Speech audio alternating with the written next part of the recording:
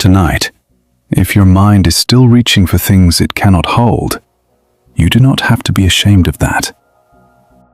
Perhaps you have come here with a quiet heaviness behind the eyes. The room may be dark, the blanket warm, and yet inside, a small hand is still trying to close around tomorrow. You may be replaying a conversation, imagining what someone else will choose, or wondering what must be fixed before you are allowed to rest. And because you care, the mind says, keep holding, keep solving, keep watching every doorway, keep turning the same thought over and over, as if worry were a lamp bright enough to light the whole road ahead.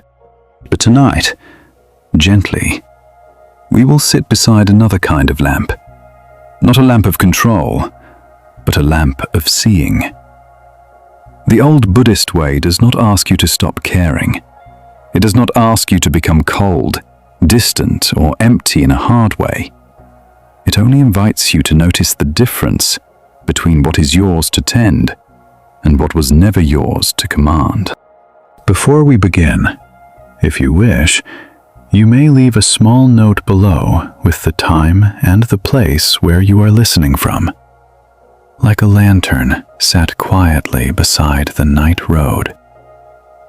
If this brings you a little calm, you may like it softly, and subscribe if you want a peaceful place to return to when the world feels too full.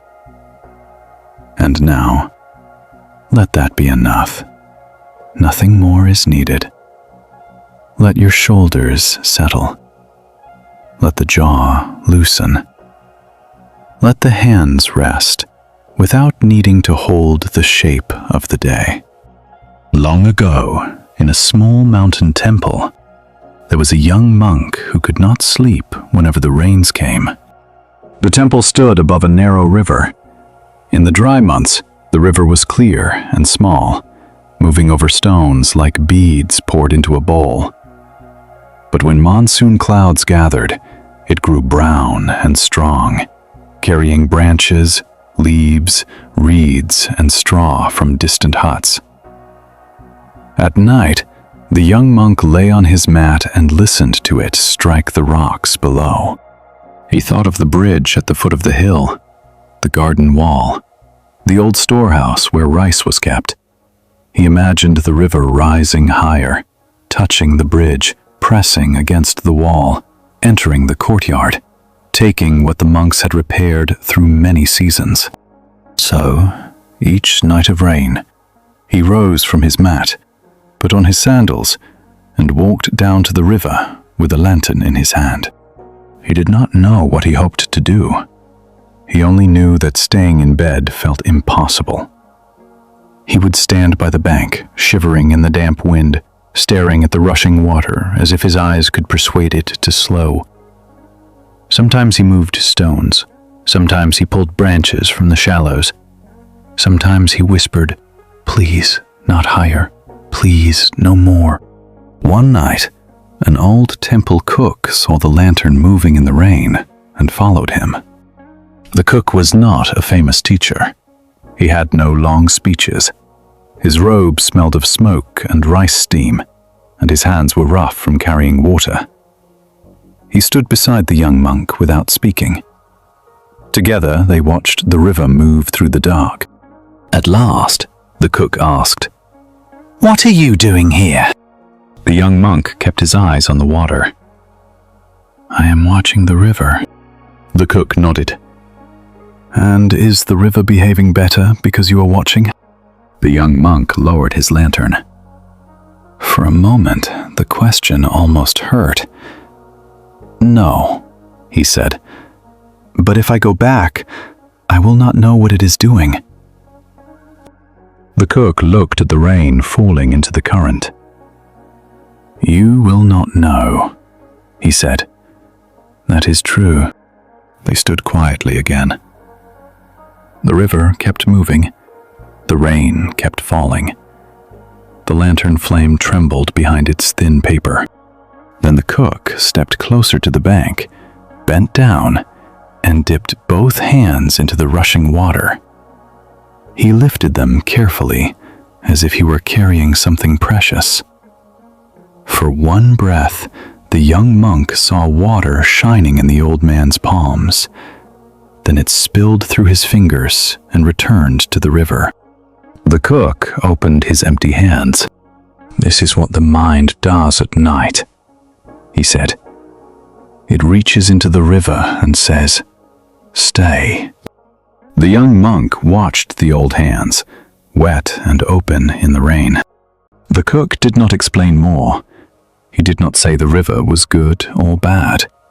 He did not say the young monk was foolish for caring. He only turned his palms downward and let the last drops fall. Then he said, "Tomorrow, if the bridge is damaged, we will repair what can be repaired. If the wall falls, we will lift the stones. If the rice must be moved, we will carry it together. But tonight, standing here with your fear, you are not holding the river.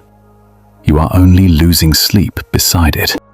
The words entered the young monk slowly, not like a lesson, but like warm tea after cold wind. He looked again at the water. For the first time that night, he noticed that the river did not need his permission to move. Before his worry began, rain fell. Before his thoughts learned to measure danger, clouds gathered and passed across the mountains. He was not being asked to abandon the bridge. He was being asked to stop trying to grip the current. The cook turned back toward the temple. "Come," he said. "The rice pot is empty, but the kettle is still warm." The young monk followed him up the wet path.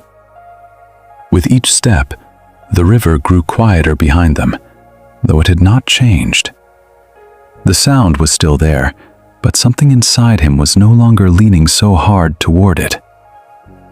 At the kitchen door, he paused and looked at his own hands. They were cold. They were clenched around nothing. Slowly, he opened them. And perhaps, tonight, you can feel this small opening in your own hands. Not forced, just a little space between the fingers. The problem may still be there. The future may still be unknown. The person you love may still make their own choices. The past may still be unable to return and become different. But your body does not have to stand all night beside the river. Let the breath come in gently. Let it leave without needing to carry an answer. Feel the weight of your hands on the blanket, or by your sides, or wherever they are resting. The hands have done enough for today. They have held cups, doors, tools, phones, work, memory, fear. Now they can be simple hands again. In the old teaching of non-attachment, release is not indifference. It means you stop closing your fist around flowing water. You still care for the bridge when morning comes. You still move the rice if it needs moving. You still speak with kindness where kindness is possible. But you do not have to keep your lantern raised over every dark river while night asks you to sleep. Somewhere in the mountain temple, the kettle begins to steam. Rain touches the roof. The old cook pours tea into 2 plain bowls, and the young monk sits close to the fire, watching the warmth rise and vanish into the air. Nothing has been solved completely, yet something has softened. And that is enough for the first breath of rest. From that first breath of rest, the young monk did not become peaceful all at once. The rain continued for many nights. The river still rose and fell below the temple wall. Sometimes, while lying on his mat, he still imagined the bridge breaking. Sometimes his hands still tightened beneath the thin blanket. The old habit of watching danger did not disappear simply because he had seen his own empty palms. This is important to remember tonight. Letting go is not always a single beautiful moment. Often, it is a small return, again and again. The mind clenches. Then it notices. Then it opens a little. Then it forgets and clenches again. There is no shame in this. Even a hand that has carried a heavy bucket all day may stay curved for a while after the bucket is set down.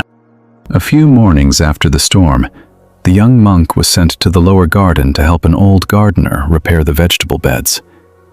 The rain had washed soil from the rows. Bean poles leaned sideways. Small cabbage leaves were torn and pressed into the mud. The young monk saw the damage and felt his chest tighten in the same familiar way. "We should have tied the poles better," he said. "We should have dug a deeper channel. We should have known the rain would come harder this year." The gardener, who had lived at the temple longer than anyone could remember, was kneeling beside a crooked row of onions. He did not look troubled. He lifted one plant gently, pressed soil around its roots, and moved to the next. The young monk waited for him to answer. When he did not, the young monk spoke again. "If we had done more, perhaps the garden would not look like this." The gardener placed both hands on his knees and looked across the wet earth. "Perhaps," he said, "and perhaps if the clouds had carried less rain, the garden would not look like this. And perhaps if the mountain had been shaped differently, the water would have flowed another way. And perhaps if every worm had chosen a better path underground, the roots would have held more firmly." The young monk blinked. He did not know whether the gardener was serious. The old man smiled, not unkindly. "A garden gives the mind many chances to become a ruler," he said. "But vegetables do not grow better because we regret the weather." Then he handed the young monk a small wooden rake. "Here," he said, "this row can be mended." They worked for a long while without speaking. The sun climbed slowly through pale clouds. Water dripped from the temple roof. Somewhere in the trees, a bird gave one clear call and then became quiet. The young monk pressed soil around the stems, lifted fallen leaves, and carried broken poles to the side of the path. At first, his mind kept returning to what should have been done. If only they had prepared more. If only someone had checked the channels before the rain. If only he had noticed the weak places in the wall of soil. Each thought arrived with the feeling that it was useful. Each one wore the face of wisdom. But none of them lifted a single plant. After some time, the gardener pointed to a cabbage whose outer leaves were torn. "Will you scold it?" he asked. The young monk almost laughed. "No." "Will you tell it to return to yesterday?" "No." "Then what will you do?" The young monk looked at the plant. Its center was still alive. Small new leaves held together, pale green and clean despite the mud around them. "I will clear the broken leaves," he said. "I will press the soil around it. I will let it grow if it can." The gardener nodded. "This is enough work for one morning." The young monk felt something settle in him, not dramatically, but like mud sinking to the bottom of a jar of water. He saw that regret had been pretending to be responsibility. It told him, keep looking backward, keep measuring every mistake, keep punishing yourself with better versions of yesterday. But the garden did not need punishment. It needed hands. It needed attention. It needed the quiet work that was still possible now. Perhaps this is also true for you tonight. There may be some part of your day that feels like a damaged garden, a choice you question, a sentence you wish you had spoken differently, a silence you think you should have filled, a warning sign you believe you should have seen earlier. The mind walks through the rows with a lantern, saying, "If only, if only, if only." And perhaps there is one small place where the soil can still be pressed gently around the root. Perhaps not tonight, when the body is tired, but tomorrow, or in time. A message can be sent, an apology can be made, a boundary can be held, a practical step can be taken. But the past itself cannot be forced to bloom backward. Let the breath notice this, not as an idea to master, but as a softening in the ribs. The chest does not have to keep leaning into yesterday. The belly can loosen. The back can become heavier on the bed. The face can be allowed to rest, even if some old row in the garden remains uneven. In Buddhist practice, there is a gentle understanding of right effort. Not too tight, not too loose. Like holding a small bird, firm enough not to drop it, soft enough not to harm it. Right effort is not the same as control.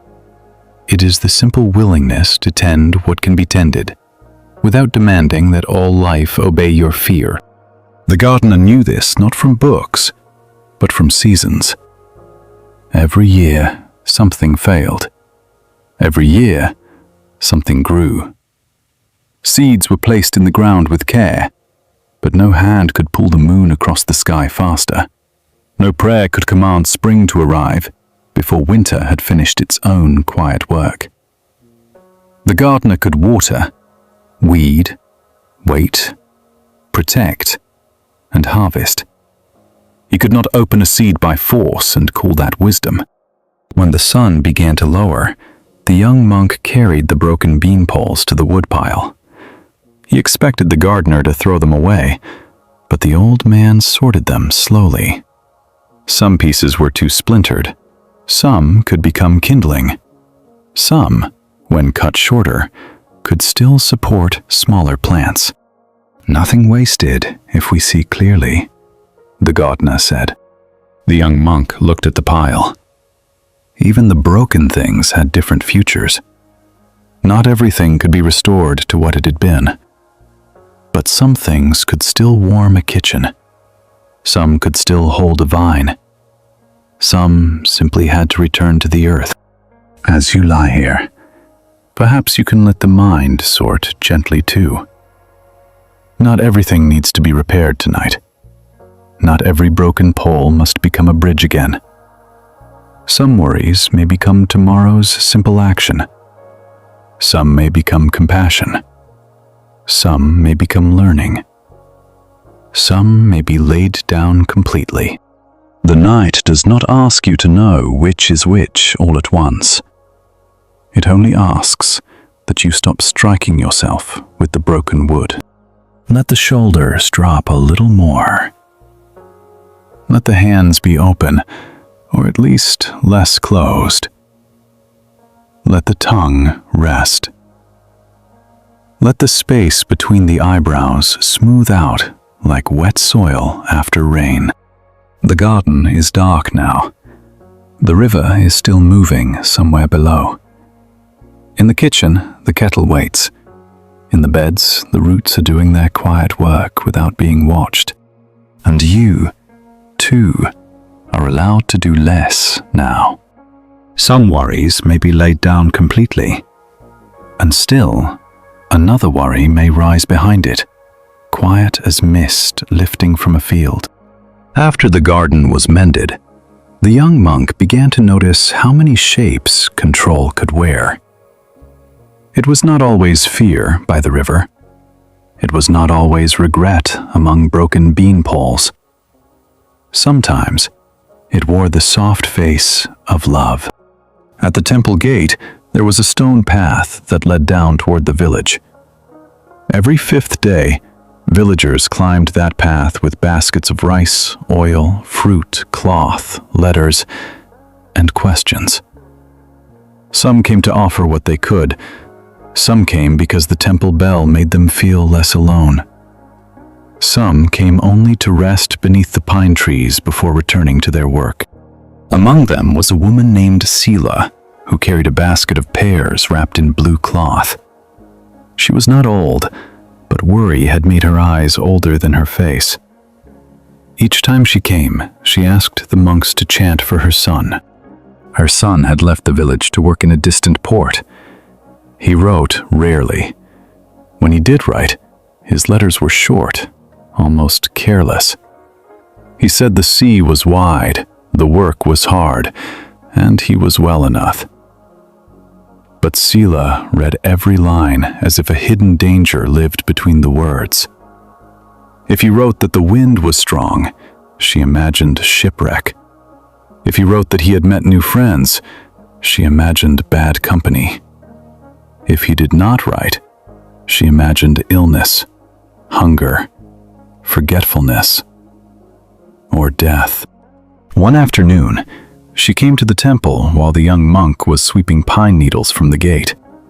Her basket was heavier than usual. Pears filled it to the rim, yellow and green, their skins still cool from the morning shade. She bowed to the young monk and asked if the old cook was there. "He is in the kitchen," the young monk said. She hesitated. Then she looked toward the road, as if expecting someone to appear from the trees. "My son has not written for 36 days, she said. "I counted them. I know counting does not bring him home, but I cannot stop." The young monk held the broom across both hands. He remembered his own nights beside the river and did not answer too quickly. Sila continued. "If I had kept him here, he would be safe. If I had spoken more firmly, he would not have gone. If I send another letter, perhaps he will remember me. If I send money, perhaps he will not suffer. If I pray more, perhaps the sea will be kind." A pear shifted in the basket and fell onto the stone path. It rolled away from her foot, turned once, and came to rest beside a patch of moss. The young monk bent to pick it up, but before he could reach it, the old cook appeared at the kitchen doorway. He wiped his hands on his apron and watched the pear resting on the stone. "Leave it a moment," he said. Sila looked at him, confused. "It will bruise." "Perhaps," the cook said. "Or perhaps it has already stopped rolling." They stood there, the three of them, with the fallen pear between them. A small wind moved through the pines. The temple bell rope stirred but made no sound. The cook stepped down from the kitchen door and sat on the low wall beside the path. He did not ask Sila to stop worrying. He did not tell her that her son was safe, because he did not know. He did not offer a bright sentence to cover the dark space in her chest. Instead, he pointed to the pear. When it was on the tree, he said, the branch held it. When it was in your basket, the cloth held it.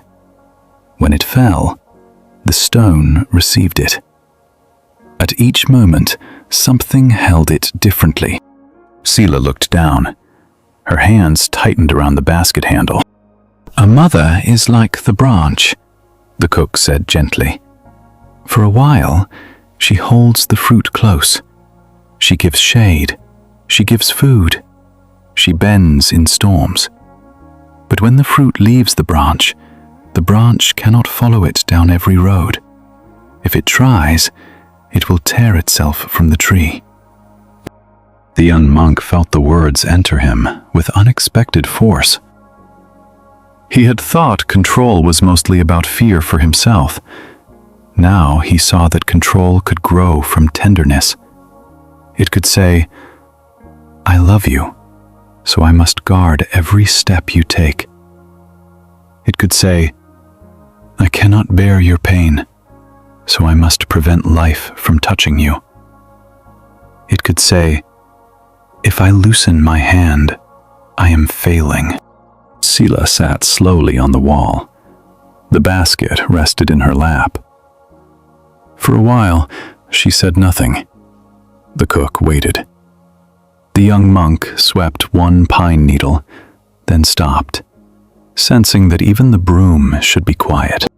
At last, Sila whispered, "Then what does a mother do when the road is longer than her arms?" The cook looked toward the village, where smoke rose from evening fires. "She keeps the hearth warm," he said. "She writes with kindness, not chains. She sends what can be sent. She eats enough to keep her own strength. She lets the road be the road. And when fear comes, she does not mistake fear for her son." Sila closed her eyes.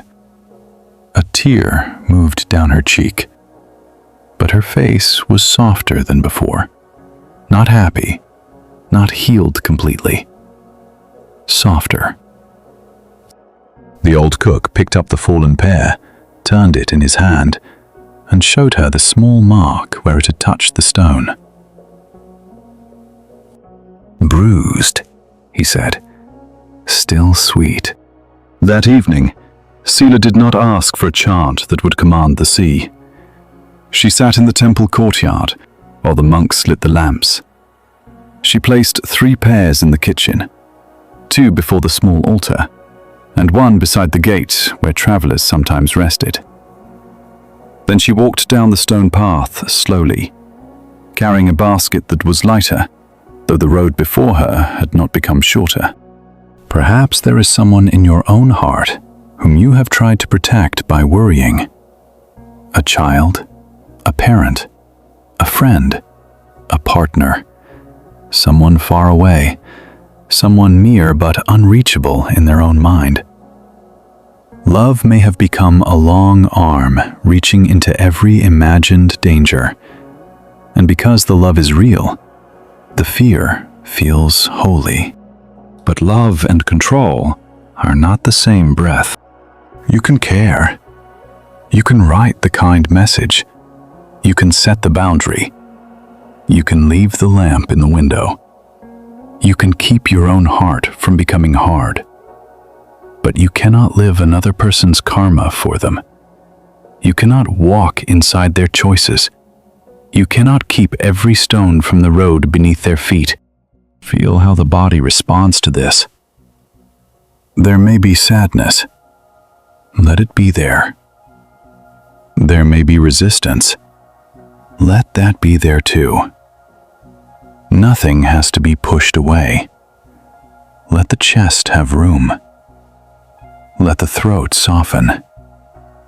Let the hands release the invisible basket they have been carrying all day. A pear may roll farther than the branch wished. A letter may come late. A road may turn beyond the trees. Still, the heart can love without tying ropes to the wind. And somewhere, beneath the pines, one small fruit rests on the stone path, bruised, still sweet, no longer rolling. No longer rolling, the pear remained beside the gate long after Sila had gone down the path. The young monk noticed it the next morning. A bird had pecked once at the soft bruise. Ants had found the sweetness. The mark that seemed small the day before had darkened, and the fruit had begun its quiet return to the earth. He wanted to move it away, to keep the path clean, but the old cook shook his head. "Let it teach for one more day," he said. So the pear stayed where it was, and everyone who passed saw it differently. A child from the village wanted to eat it, until his grandmother laughed and gave him the better one from her basket. A farmer said it would feed the ants. A novice complained that it made the gate look untidy. The gardener simply looked at it and said, "Even sweetness changes its robe." That sentence followed the young monk into the afternoon. Even sweetness changes its robe. He thought of Sila and her son. He thought of the river and the garden. He thought of his own wish to keep good things good, safe things safe, clean things clean, and loved ones close enough to touch. He began to see that control did not only resist pain, it also tried to freeze sweetness before time could touch it. Later that day, the abbot asked him to carry a small bundle of letters to an old tea seller who lived where the mountain road met the village road. The tea seller's hut had a low roof, a clay stove, 3 wooden benches, and a bamboo screen that moved whenever the wind crossed the valley.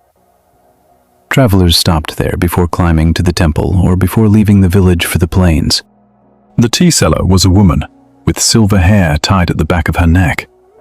She knew the weather by smell, the mood of a traveler by the way they put down their bag, and the strength of a worry by how quickly a person drank. When the young monk arrived, she was washing cups in a wooden basin. Steam moved around her face. On the counter sat a row of tea bowls, each one different. Some were smooth and pale, some were dark and heavy. One had a clear crack running down its side, mended with a thin line of gold-colored resin. The young monk placed the letters beside the stove. The tea seller nodded and poured him a bowl without asking. He held it in both hands. The tea was too hot to drink, so he watched the steam rise. A traveler on the nearest bench was counting coins. He counted them once, frowned, and counted again. Then he opened a folded paper, read it, closed it, and counted the coins a 3rd time. The tea seller said, "The coins will become tired if you keep making them stand in rows." The traveler looked up, embarrassed. "I am deciding whether to go west," he said. "There may be work there, or there may be nothing. If I stay, there is little food. If I go, there is no promise." The tea seller rinsed a cup slowly. No road gives a promise before you place your foot on it. The traveler pressed his thumb against one coin. "I need to know before I choose." The tea seller set the cup upside down to dry. That would be convenient. The young monk almost smiled, but the traveler's face was so tired that he stopped himself. "I have a wife," the traveler said. "A small daughter. My mother is ill. If I choose wrongly, they suffer." The hut became very still. Outside, a cartwheel creaked on the road. The bamboo screen lifted and settled again. The tea seller took the cracked bowl from the counter and placed it before him. "This bowl was once my favorite," she said. "It fit my hand exactly. One winter morning, I dropped it. For 3 days, I did not mend it because I was angry at the floor, angry at my old fingers, angry at the cold that had made them stiff. I kept thinking, if only I had held it better." She turned the bowl so the mended line caught the light. "Then a potter told me, if you want an unbroken bowl, you must live before the dropping. If you want tea, mend the bowl you have." The traveler stopped touching the coins. The tea seller continued, "A choice is like this. You do not get to hold the unbroken future in your hands. You only get this bowl, this road, this breath, this amount of light. You look carefully. You ask what love requires. You do not pretend to know what cannot be known. Then you step."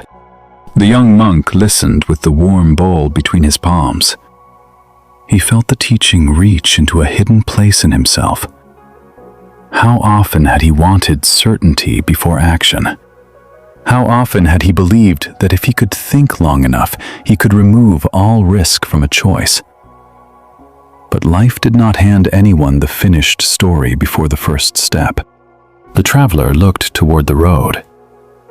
His coins lay quiet on the table. "And if I choose badly?" he asked. The tea seller poured hot water over fresh leaves. "Then you will meet the result with the same two hands," she said. "You will learn. You will repair what can be repaired. You will ask for help where help can be asked. You will grieve if grief comes, but you cannot demand a life without uncertainty as the price of loving your family." For a while, no one spoke. The traveler lifted his tea and drank slowly this time. Perhaps this is where your mind is tonight. At a small table, counting the same coins again and again. One choice behind you, one choice ahead, and no voice from the future telling you that everything will be safe. The mind says, "I cannot rest until I know." But the future does not become clear because the body is punished with wakefulness. Feel the bowl in your own hands now, even if there is no bowl. Feel the warmth of the blanket, the weight of the air, the quiet around the room.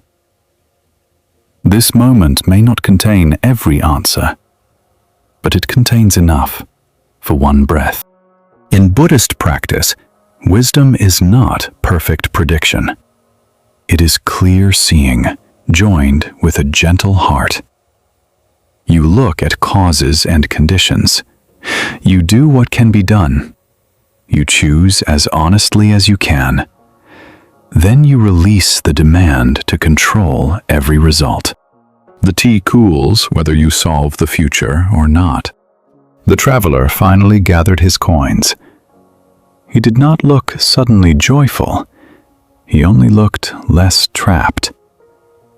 He placed payment on the table, bowed to the tea seller, and stepped out onto the road. For a moment, he stood between east and west.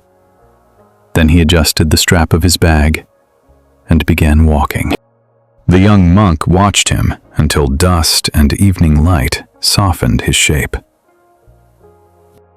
The tea seller picked up the cracked bowl and held it toward the monk. "Drink," she said.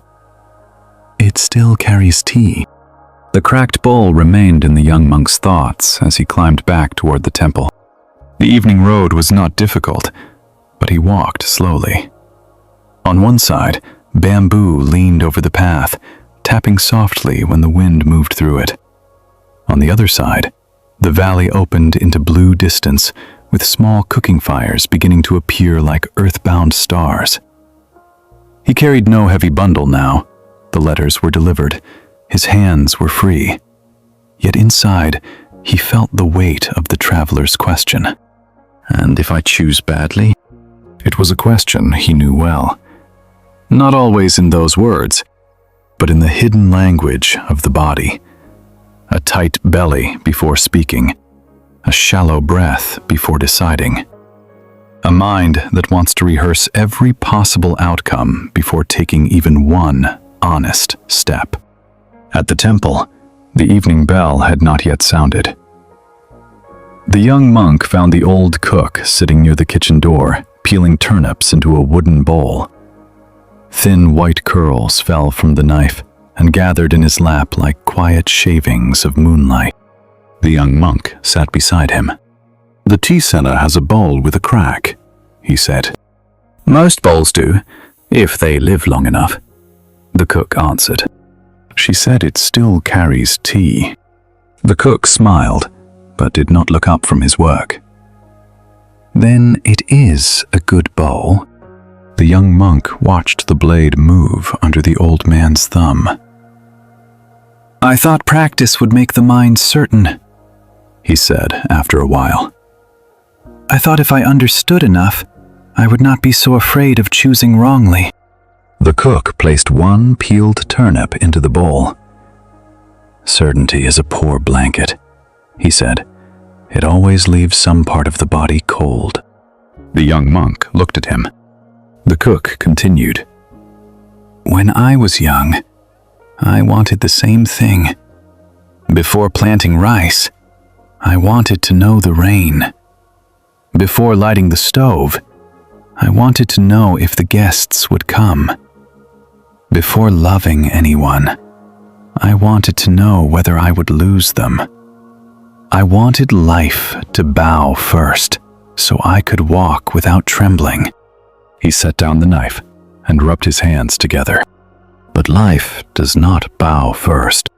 The words were simple, and because they were simple, they felt difficult to avoid. The young monk heard the bell rope move in the wind. Still no sound came. Only the small wooden creak of waiting. What do we do then? He asked. The cook picked up another turnip. We bow first. The young monk did not understand at once. Not to danger, the cook said. Not to confusion. Not to another person's harmful will. We bow to the truth that we do not control the whole field. Then we stand up and do the next careful thing. He turned the turnip slowly in his hand. If the pot is empty, fill it. If the fire is low, feed it. If a word must be spoken, speak it with as much kindness as you can. If silence is wiser, let silence do its work. But do not wait for the whole sky to promise clear weather before you step outside. The young monk breathed in.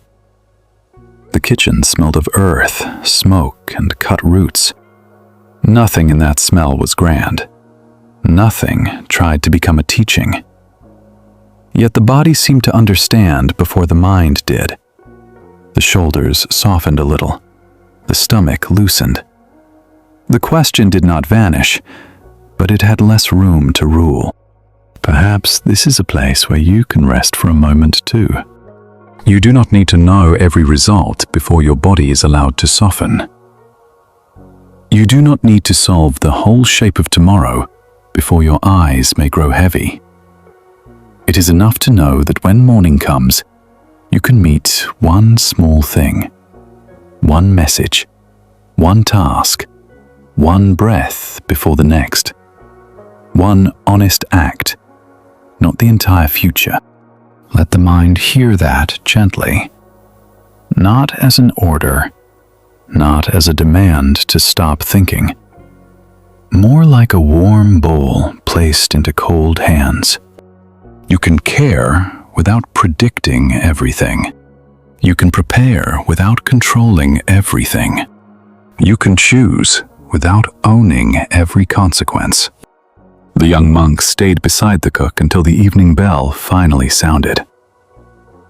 Its first note moved through the courtyard, deep and round, then widened into the trees. For a breath, it seemed to fill the whole mountain. Then it began to fade. No one chased it. No one tried to gather it back into the bronze. The bell gave itself fully, and then let itself disappear. The cook closed his eyes while the sound faded. "Listen," he said. The young monk listened. At first, he heard the bell. Then he heard the bell becoming less. Then he heard the space where the bell had been, and in that space, there was not nothing. There was wind in the bamboo. There was water moving in the kitchen jar. There was his own breathing. There was the old cook's breathing. There was the soft world continuing after the sound had gone. The cook opened his eyes. "A thought is like that," he said. "A fear is like that. If you do not strike it again and again, it fades by itself." The young monk looked toward the bell tower. How many times had he struck his own fear after it had already begun to fade? A thought would arise, and instead of letting it ring once, he would lift the hammer again. What if this happens? What if that happens? What if I lose, fail, hurt, disappoint, regret? Again and again, he struck the same bell, then wondered why the courtyard never became quiet. Maybe tonight, you can notice this with kindness. A thought may come, let it ring once. A fear may come, let it be heard. A memory may come, carrying the face of someone you love, or the shape of something unfinished. You do not have to strike it again. You do not have to make it louder so it will feel important. What is important can be cared for in the morning. What is only echo can be allowed to fade. Feel the space after the thought.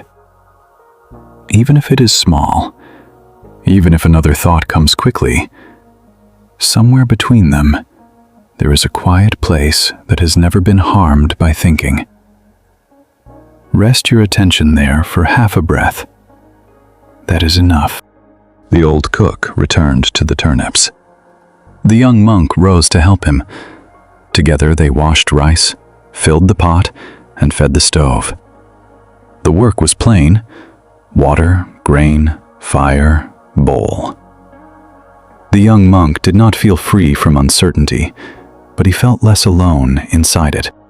When the meal was ready, the cracked bowls, chipped bowls, dark bowls, pale bowls, and one wooden ladle, all served without complaint. Outside, night settled over the temple roofs. Night settled over the temple roofs, and the courtyard became a dark bowl holding small islands of lamplight. After the meal, the monks washed their bowls in silence. Water moved from one basin to another. A ladle tapped wood. Someone coughed softly near the doorway. The young monk carried a stack of empty bowls back to the shelf, and as he placed them there, he noticed how each one made a different sound. The thick bowls sounded dull and low. The thin bowls answered with a clear note. The cracked bowl from the kitchen gave almost no sound at all, only a small, tired click, as if it had already said enough for one lifetime. The old cook heard it too. He looked over and smiled. "Not every bowl needs to sing," he said. The young monk stood with his hand still on the shelf. Outside, the river continued in the distance. The rain had stopped, but the ground remembered it. The smell of wet stone rose through the open door. That night, he dreamed of a bell that would not stop ringing. In the dream, he stood in the tower, pulling the rope again and again because he was afraid that if the sound stopped, something terrible would happen. The bell grew louder. Birds flew from the trees. Villagers covered their ears. The mountains shook with the sound. Still he pulled, not because he wanted noise, but because silence felt like danger. When he woke before dawn, his hand was closed around the edge of his blanket. He lay still and listened. No bell, no shouting, no storm. Only early wind moving under the eaves and the small breathing of other monks in the sleeping hall. For once, he did not rise immediately. He watched the fear move inside him. It had no words at first. It was only a tightness below the ribs, a lifting in the throat, a wish to do something quickly. Then words came, as they often do when the body is afraid. What if the river rises again? What if Sila never receives a letter? What if the traveler chooses wrongly? What if the garden fails? What if I never become peaceful? The thoughts arrived like birds landing on a roof. One, then another, then another. In the past, he would have followed each one. He would have built a nest for it, fed it, named it Wisdom, and wondered why the roof had become so crowded. But this morning, he remembered the bell. A thought can ring once, so he let the first thought sound. What if the river rises again? He felt the body tighten. He breathed. He did not answer. He did not argue. He did not imagine every broken bridge. He simply listened until the thought lost some of its sharp edge. Then another thought rang. What if I never become peaceful? This one touched him more deeply. It sounded almost like sorrow. He wanted to answer it with effort. He wanted to promise himself he would practice harder, sit longer, watch more carefully, become better, become calmer, become someone no river could disturb. But he had begun to see that even the wish to become peaceful could become another rope in the hand. So he let that thought ring too. Perhaps you know this quiet rope. The wish to stop worrying becomes another worry. The wish to sleep becomes another reason you cannot sleep.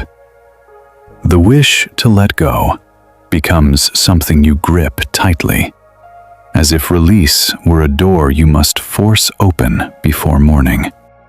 If that is happening in you tonight, let it be met with kindness. You do not have to control your letting go. You do not have to perform surrender perfectly. You do not have to become calm by pushing away every wave in the mind. Let the breath be simple. It comes, it leaves. It does not ask whether you are good at peace. The young monk rose when the bell for dawn practice sounded. This time, the bell came from outside him.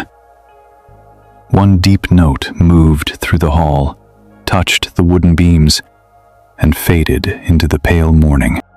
In the meditation room, the monks sat facing the wall. A row of backs, dark robes, still shoulders.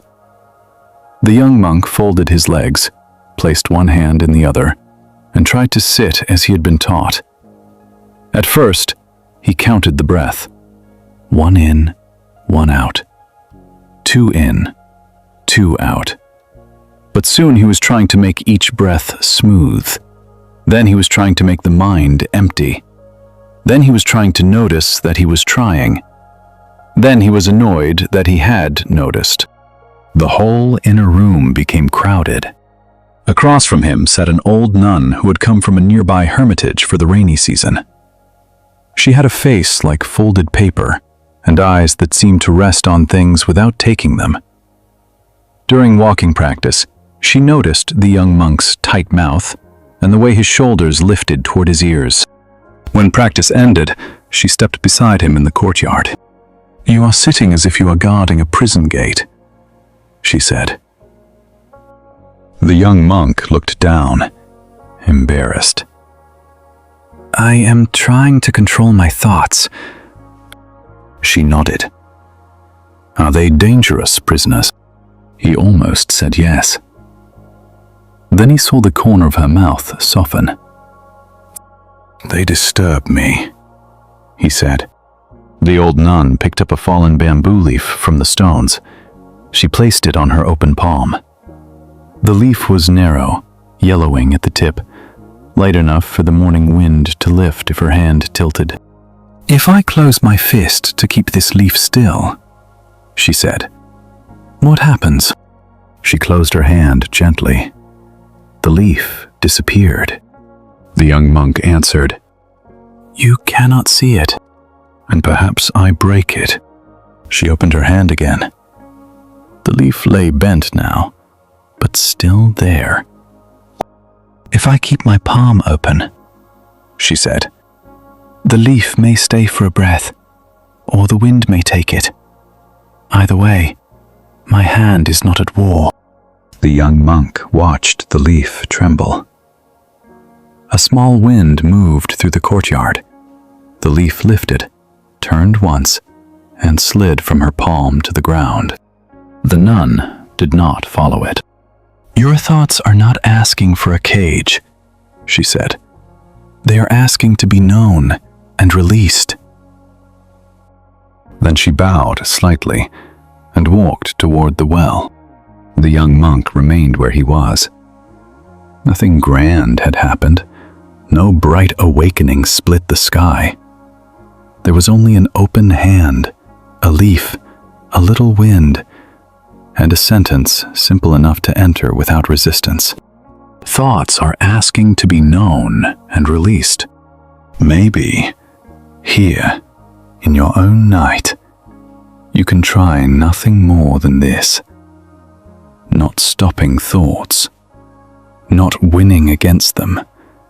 Not proving you are peaceful. Just letting the palm of awareness open. A thought may rest there for a breath, a plan, a fear, a memory, a face, a sentence you wish you had not said, a task waiting in the morning. Let it be seen, let it be felt in the body. Then let the wind have its share. The jaw can loosen now. The eyes can soften beneath the lids. The shoulders do not have to guard the prison gate of the mind. The chest can open like a hand that no longer needs to keep every leaf from moving. The bamboo leaf lies somewhere on the courtyard stones. The nun is drawing water from the well. The bell rope hangs still. And the morning, without asking permission, continues. And the morning, without asking permission, continued. This was one of the quietest teachings the young monk ever received. Not from a scroll, not from a sermon, not from a famous teacher with a strong voice. It came from the way morning arrived, whether he felt ready or not. Light touched the tiles. Birds moved through the bamboo. Smoke rose from the kitchen roof. The well rope creaked. The path dried where the sun found it first. Nothing waited for his mind to become perfectly calm. At first, this troubled him. There was a part of him that still believed peace should come before life continued. He wanted to feel clear before work began. He wanted to feel brave before speaking. He wanted to feel steady before meeting uncertainty. But the temple did not arrange itself around his inner weather. Rice still had to be washed. Water still had to be carried.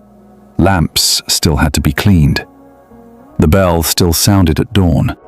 One afternoon, after several dry days, the abbot asked the young monk to help mend the old footbridge below the temple.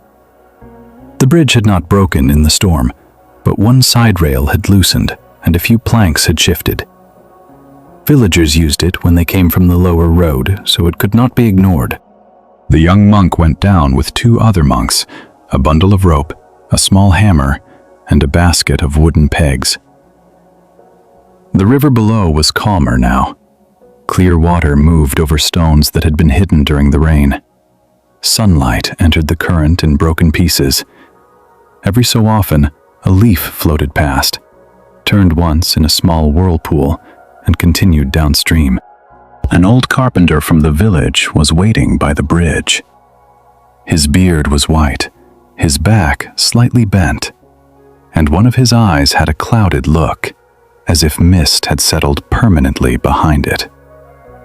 He greeted the monks with a nod and began inspecting the rail. The young monk watched him press each plank with his foot, tap the joints, pull at the rope bindings, and listen to the sound of wood under strain. "Will it hold?" the young monk asked. The carpenter glanced at him. "Today, yes. And later?" The carpenter tapped another plank. "Later is a long bridge." The young monk felt his face warm. He knew the carpenter was not mocking him, but the answer touched the place where worry lived. "Later is a long bridge, The mind wanted to walk all of it at once, testing every board, every season, every possible storm. The carpenter handed him a peg. "Hold this here." They worked in the sun. The young monk pressed the peg into place, while the carpenter struck it gently with the hammer. Not too hard, not too soft. The sound was small and clean. Wood entered wood. Rope tightened.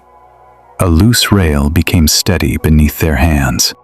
After a while, the young monk asked, "How do you build something when you know weather will change it?" The carpenter stopped. He looked at the river, then at the bridge, then at his own hands. "You build for the weather," he said. "You do not build against time." The young monk waited. The carpenter picked up a length of rope. "If I pretend rain will never come, the bridge fails. If I hate the rain, the bridge still gets wet. If I fear every future storm, my hands shake and the knots are poor. So I remember the rain, choose good rope, leave room for the wood to swell, and return after the season to see what needs care." He tied the rope around the rail with slow, practiced movements. "That is all." "That is not small," the carpenter said. The young monk looked at the knot. It was firm, but not violent. The rope held the rail in place, yet did not crush the wood. Suddenly, he understood why the old cook had spoken of right effort as neither too tight nor too loose. Even a bridge needed that wisdom. A knot pulled too hard could damage what it meant to protect. A knot tied carelessly could let the rail fall. Control wanted to turn every rope into a command. Care knew how to tie and leave space. Perhaps your own life has places like this bridge. A relationship that needs a boundary, but not a prison. A plan that needs preparation, but not obsession. A body that needs care, but not constant fear. A home, a project, a family, a future, a tender hope. You may have been trying to build against time, against change, against disappointment, against the simple fact that no bridge remains untouched by weather. But maybe tonight, the teaching can be gentler. You can build for the weather. You can make the call, write the note, save what can be saved, rest when rest is needed, listen when someone speaks, repair the rail when the rail is loose. And then, when night comes, you can let the bridge stand without walking across it in your mind 100 times. Feel this in the body. The forehead does not have to lean over every possible future. The throat does not have to hold tomorrow's words before they are ready. The belly can soften, as if a rope inside it has been loosened by one careful finger. The back can rest into the bed, the chair, the ground, whatever is holding you now. The bridge in your mind may still be there. You may still care whether it holds. Of course you care. Caring is not the problem. The suffering begins when caring becomes a fist around the future. The carpenter finished the knot and stepped back. He asked the young monk to cross the bridge slowly. The young monk placed one foot on the first plank, then another. The bridge gave a small wooden sigh beneath him, but it held. Halfway across, he looked down and saw the river moving below. Not angry now, not gentle either, simply moving. A thin leaf passed under the bridge and disappeared beyond the stones. On the far side, the carpenter called. Again. So the young monk crossed back. Then the carpenter crossed. Then one of the older monks crossed, carrying the basket. Each crossing made the bridge more trustworthy, not because it would last forever, but because it was being met as it was. When they finished, the carpenter gathered his tools. Before leaving, he placed one hand on the repaired rail. "Come back after the next heavy rain," he said. "Not before every cloud." The young monk bowed. That night, lying on his mat, he remembered the line, "Not before every cloud." How many times had he rushed inward at the first sign of darkness? A mood in someone's voice, a delay in a reply, a strange feeling in the body, a small mistake, a change of plan. One cloud appeared, and he ran to the bridge, convinced the whole structure would fall.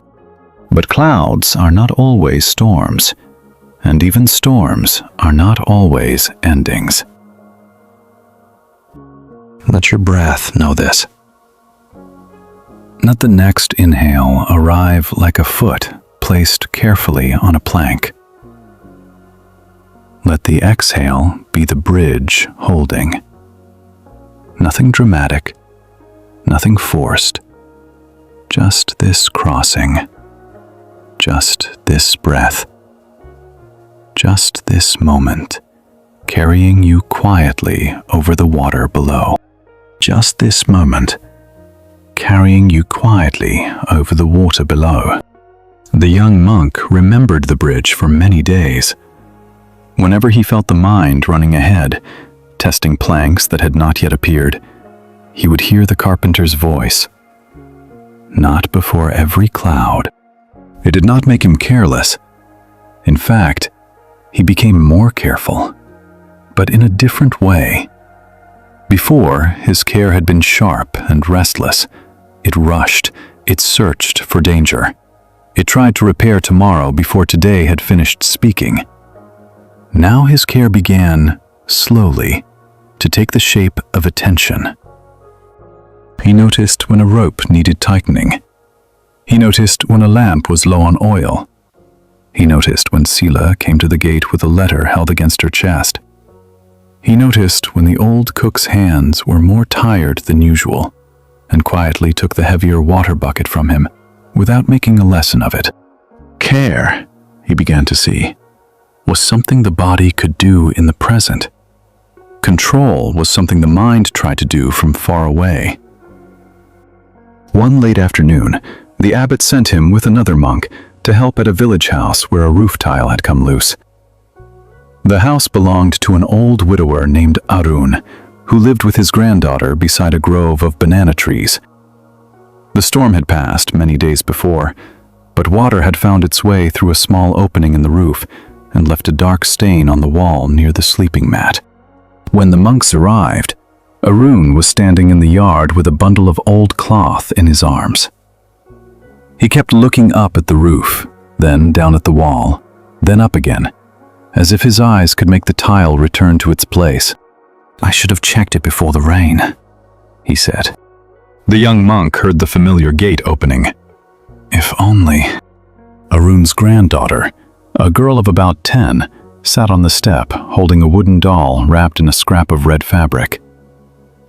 She watched her grandfather with the solemn patience of children who have already learned that adults often argue with the past. The older monk climbed the ladder to inspect the roof.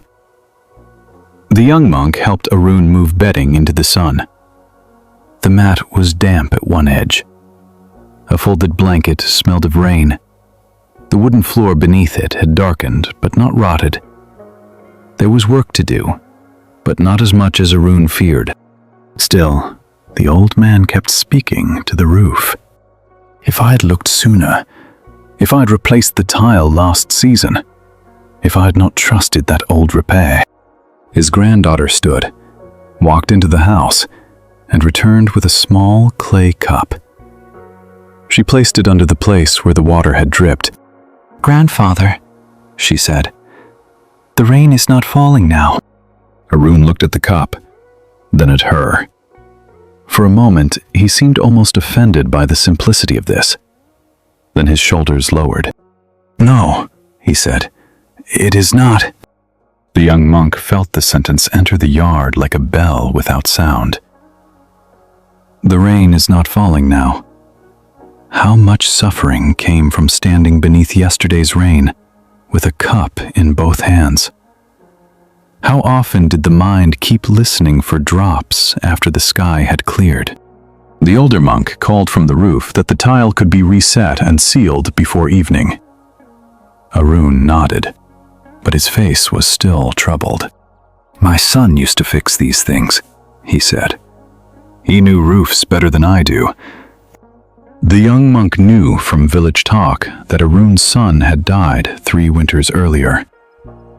The house, the child, the roof, the banana grove, all of it had remained.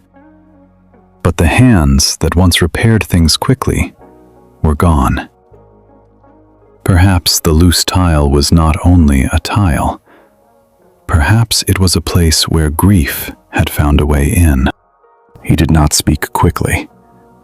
He lifted the damp blanket and spread it over a low branch where the sun could touch it. The granddaughter brought 2 stones to hold the corners down. Together, they made the small repair possible. After a while, Arun sat on the step beside the child. "I keep thinking I must be 2 people now," he said. "Myself and my son. I try to remember what he would have done. I try to do it before anything breaks. But I cannot be him." The young monk sat on the ground a little distance away. He looked at the cup beneath the dry ceiling. "Perhaps," he said gently, "one person cannot become 2 by worrying." Arun's eyes filled, but he did not turn away. The young monk continued. "You can learn some repairs. You can ask neighbors for help. You can teach her where the bowls are kept when rain comes. You can miss your son. All of these can be true, but you do not have to guard the whole house as if grief will punish you for sleeping." The girl leaned against her grandfather's arm. He put one hand on her head, slowly, as if returning from far away. The older monk replaced the tile before sunset. He sealed the edge with clay and straw. The young monk swept dust from the floor. Arun's granddaughter washed the clay cup and set it upside down by the doorway. When they finished, the wall still carried its dark stain. The roof was repaired, but not everything looked new. Arun touched the stain with his fingertips. "Will it fade?" he asked. The older monk said, "Some of it, not all." Arun nodded. This answer, plain as it was, seemed to help him more than comfort would have. Some of it, not all. The truth had a steadiness that false reassurance did not. Perhaps you have such a stain somewhere in the house of the heart. Something that happened. Someone who left. A season that changed the shape of everything after it. You may have tried to control life so completely because you know what it feels like when the roof opens and rain comes in. If so, be very gentle with yourself. Control is often fear wearing armor made from old pain. It is the mind saying, "I will never let that happen again. I will watch every tile. I will stay awake through every season. I will become 2 people, 3 people, a whole guard of people, if that is what safety requires." But the body was not made to be a guard tower forever. Let the breath move through the chest, softly, as if opening a small window in that house. Let the ribs loosen. Let the belly know the rain is not falling now. If grief is present, it does not have to be pushed out. If fear is present, it does not have to be obeyed. Let them sit by the doorway. Let them be known. Let the roof of this moment be enough. The young monk left Arun's house as evening gathered. Behind him, The old man and the child were bringing the bedding back inside. The blanket was still a little damp, but warmer from the sun. The wall still held its mark. The cup was clean. The roof was quiet. Above the banana trees, one pale cloud crossed the sky, and no one climbed the ladder before it arrived. Above the banana trees, one pale cloud crossed the sky, and no one climbed the ladder before it arrived. The young monk carried that image back to the temple as twilight gathered between the trunks. A cloud, a roof, a repaired tile, a clean cup by the doorway. None of these things shouted. None of them gave the mind a final answer. Yet each one seemed to loosen a knot he had not known he was holding. In the days that followed, he began to notice how quickly people climbed ladders inside themselves. A merchant arrived at the temple angry because a shipment of cloth had not come on time. Before anyone had confirmed where the cart was, he had already imagined thieves, broken wheels, dishonest partners, debt, shame, and ruin.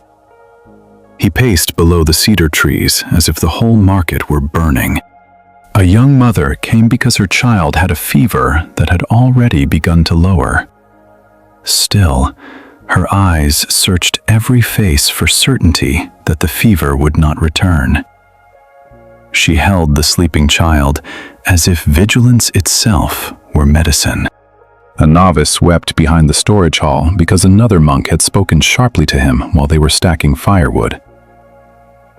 Before sunset, he had built a whole future in which he was disliked by everyone, unfit for practice, and destined to leave the temple in failure. The young monk saw himself in all of them, not above them, not wiser than them, simply reflected. He too had taken one cloud and climbed every ladder.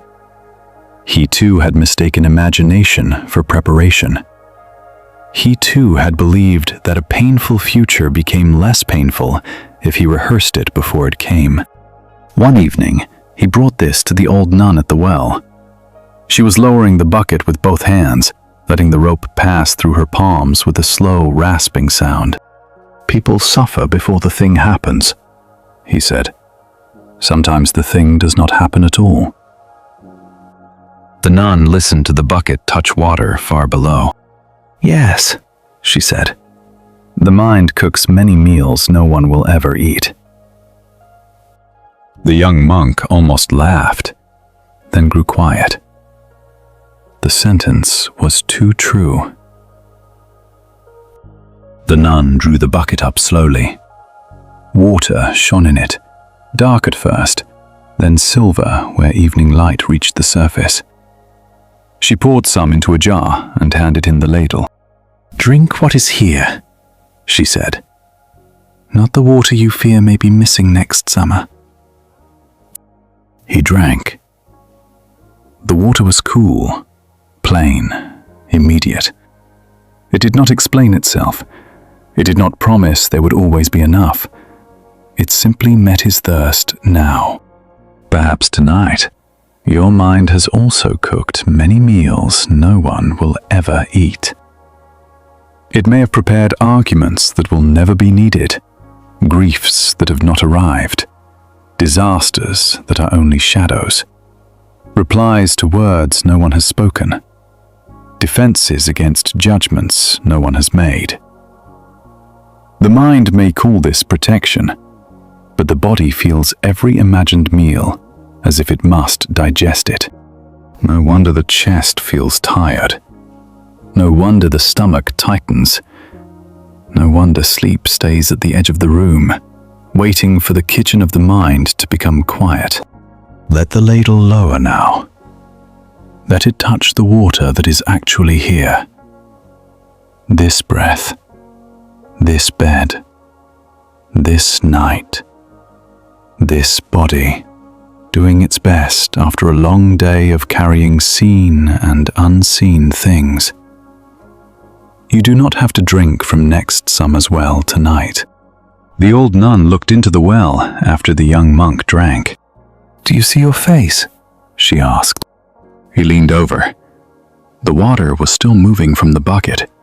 His reflection stretched, broke, returned, broke again. "A little," he said.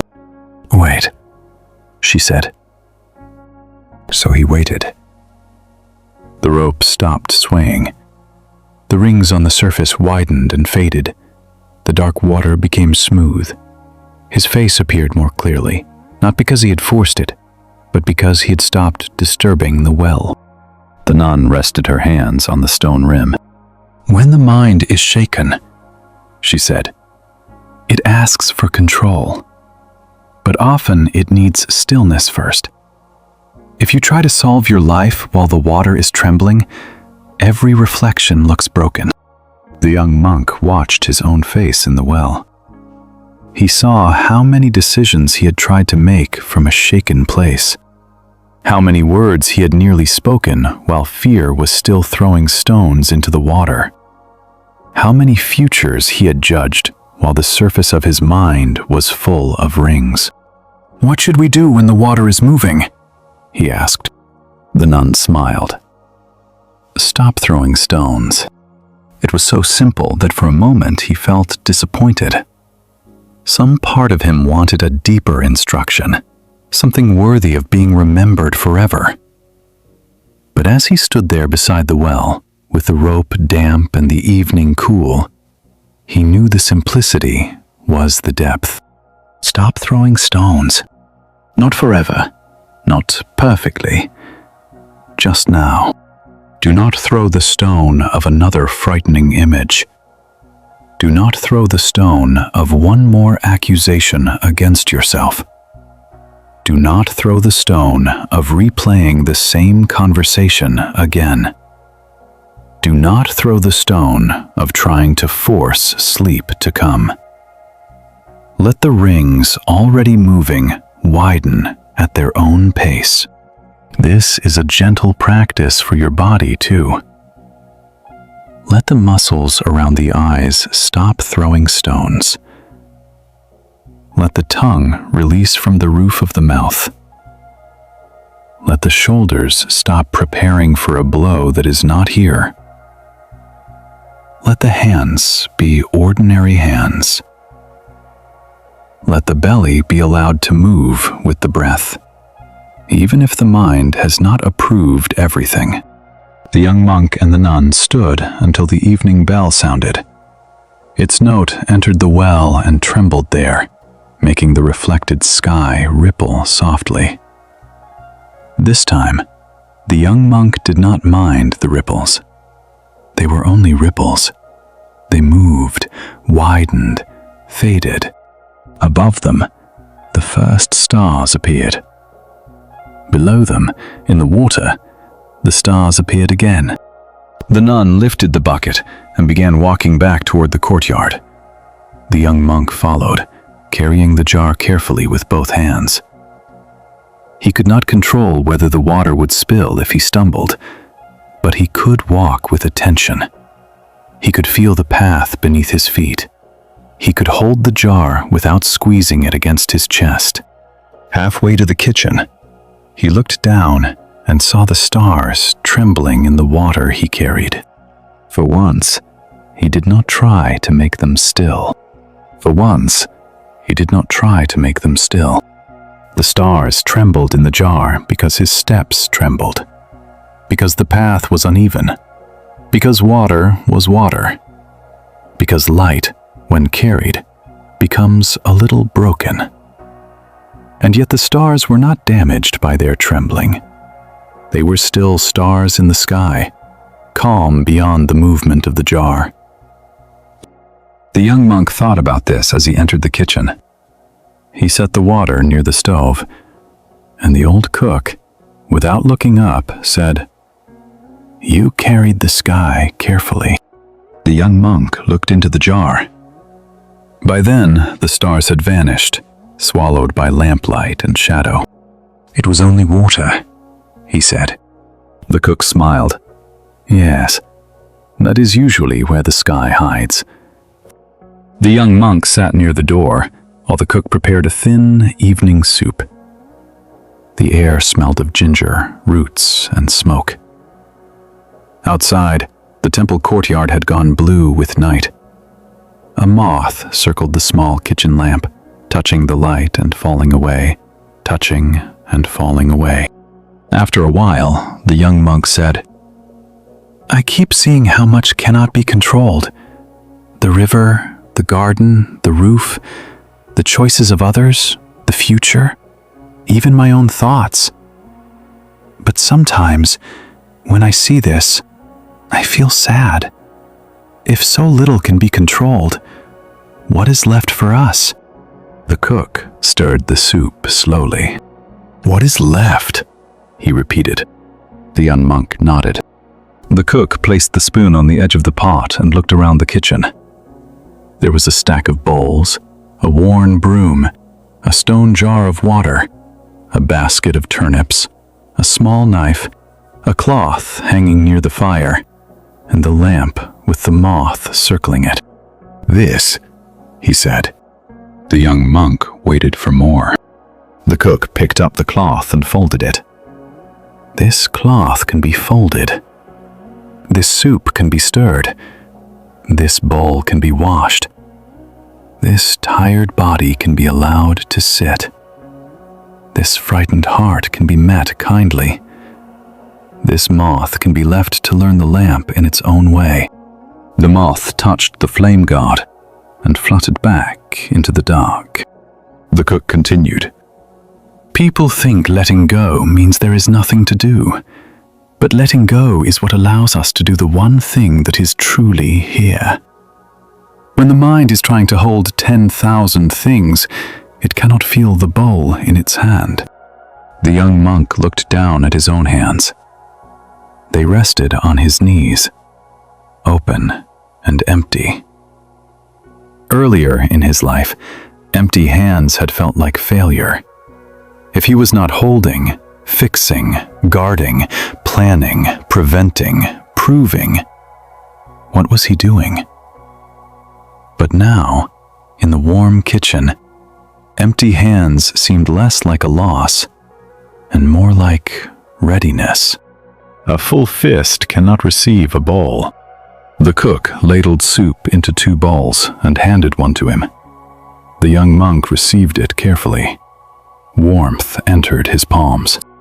"What is left?" the cook said. "Is this warmth?" Perhaps this is the question hiding inside you tonight. If I stop trying to control everything, what will be left? Will I become passive? Will I stop caring?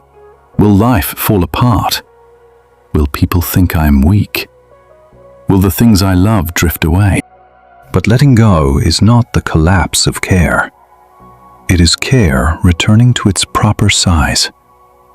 It is the mind stepping out of the storm of imaginary control and coming back to the small lamp of the present.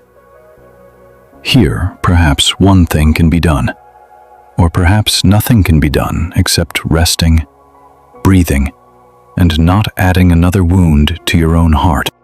Feel the warmth that is actually here. Maybe it is the warmth of the blanket. Maybe it is the quiet pressure of the bed beneath your back. Maybe it is the soft weight of your hands.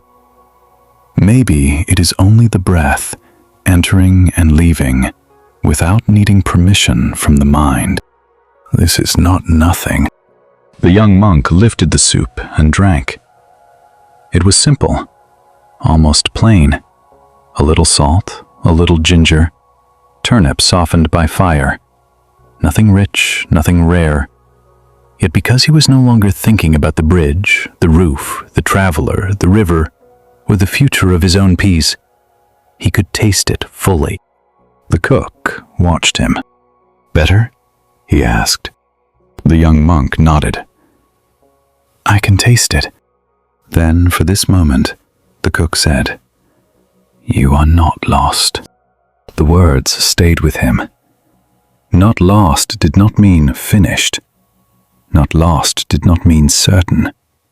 Not lost did not mean beyond sorrow.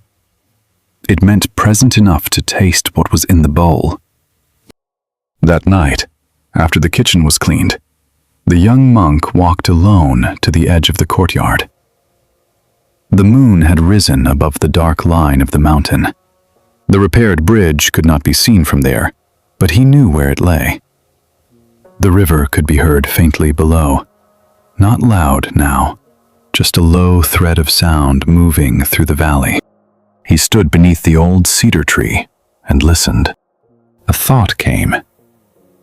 "The river may rise again," he answered quietly. "Yes." Another thought came. "The roof may leak again." "Yes." "People I love may suffer." "Yes." "I may make mistakes." "Yes." "I may never control as much as I wish." "Yes." Each yes was not defeat. Each yes was a bow to reality. Not a bow of despair, but a bow of honesty. The river may rise, roofs may leak, people may suffer, mistakes may happen. The future may remain unwritten until it arrives. Saying yes did not make these things happen. It only stopped the young monk from spending his whole life saying no to the nature of clouds. In that yes, something softened. His shoulders lowered, his breath deepened. The night did not become safe in the way the mind demanded. It became intimate, near, touchable, full of sounds he had not heard while arguing with life. A small animal moved in the grass beyond the path. Bamboo clicked once in the wind. Somewhere in the sleeping hall, a monk turned over on his mat. The world was not under control. Yet it was here. Maybe, tonight, you can try one soft yes. Not to harm, not to cruelty, not to anything that asks for wise action, but yes to the fact that this moment is already here. Yes to the breath as it is. Yes to the body as tired as it is. Yes to the truth that you do not have to win against the whole future before you can rest.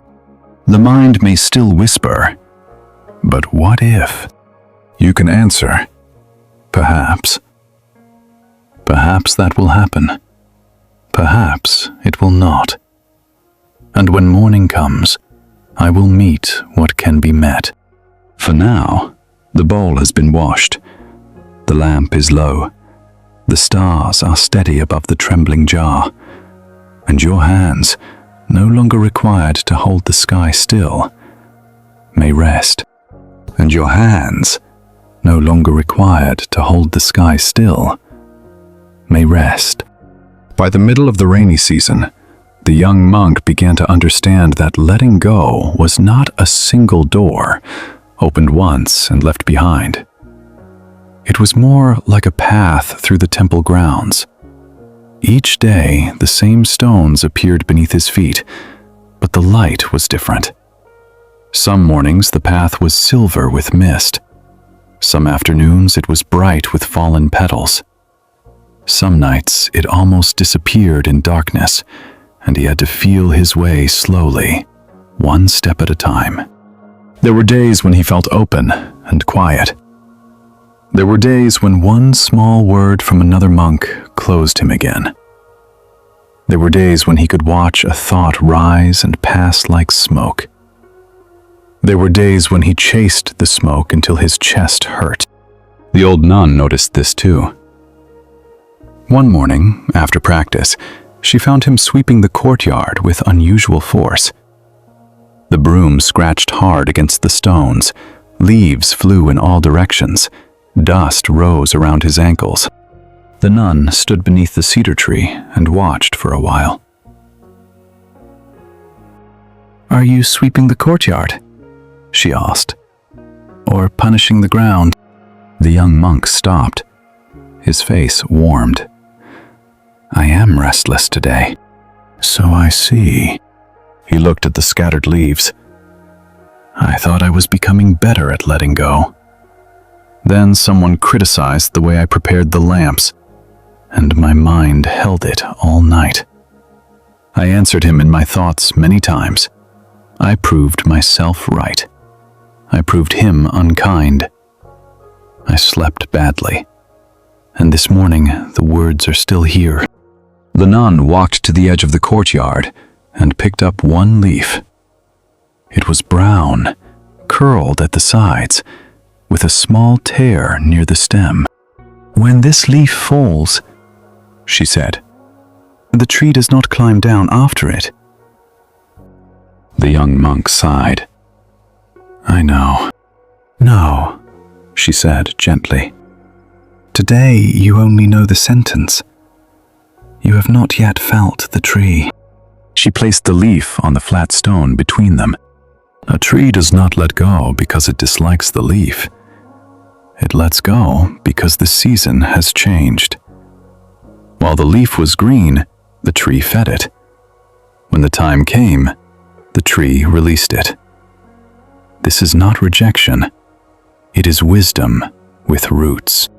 The young monk looked at the leaf. The criticism from the night before returned in his mind. A simple sentence about the lamps. Not cruel, not even very important. Yet he had carried it as if it were a hot coal placed directly into his robe. The nun pointed toward the branches above them.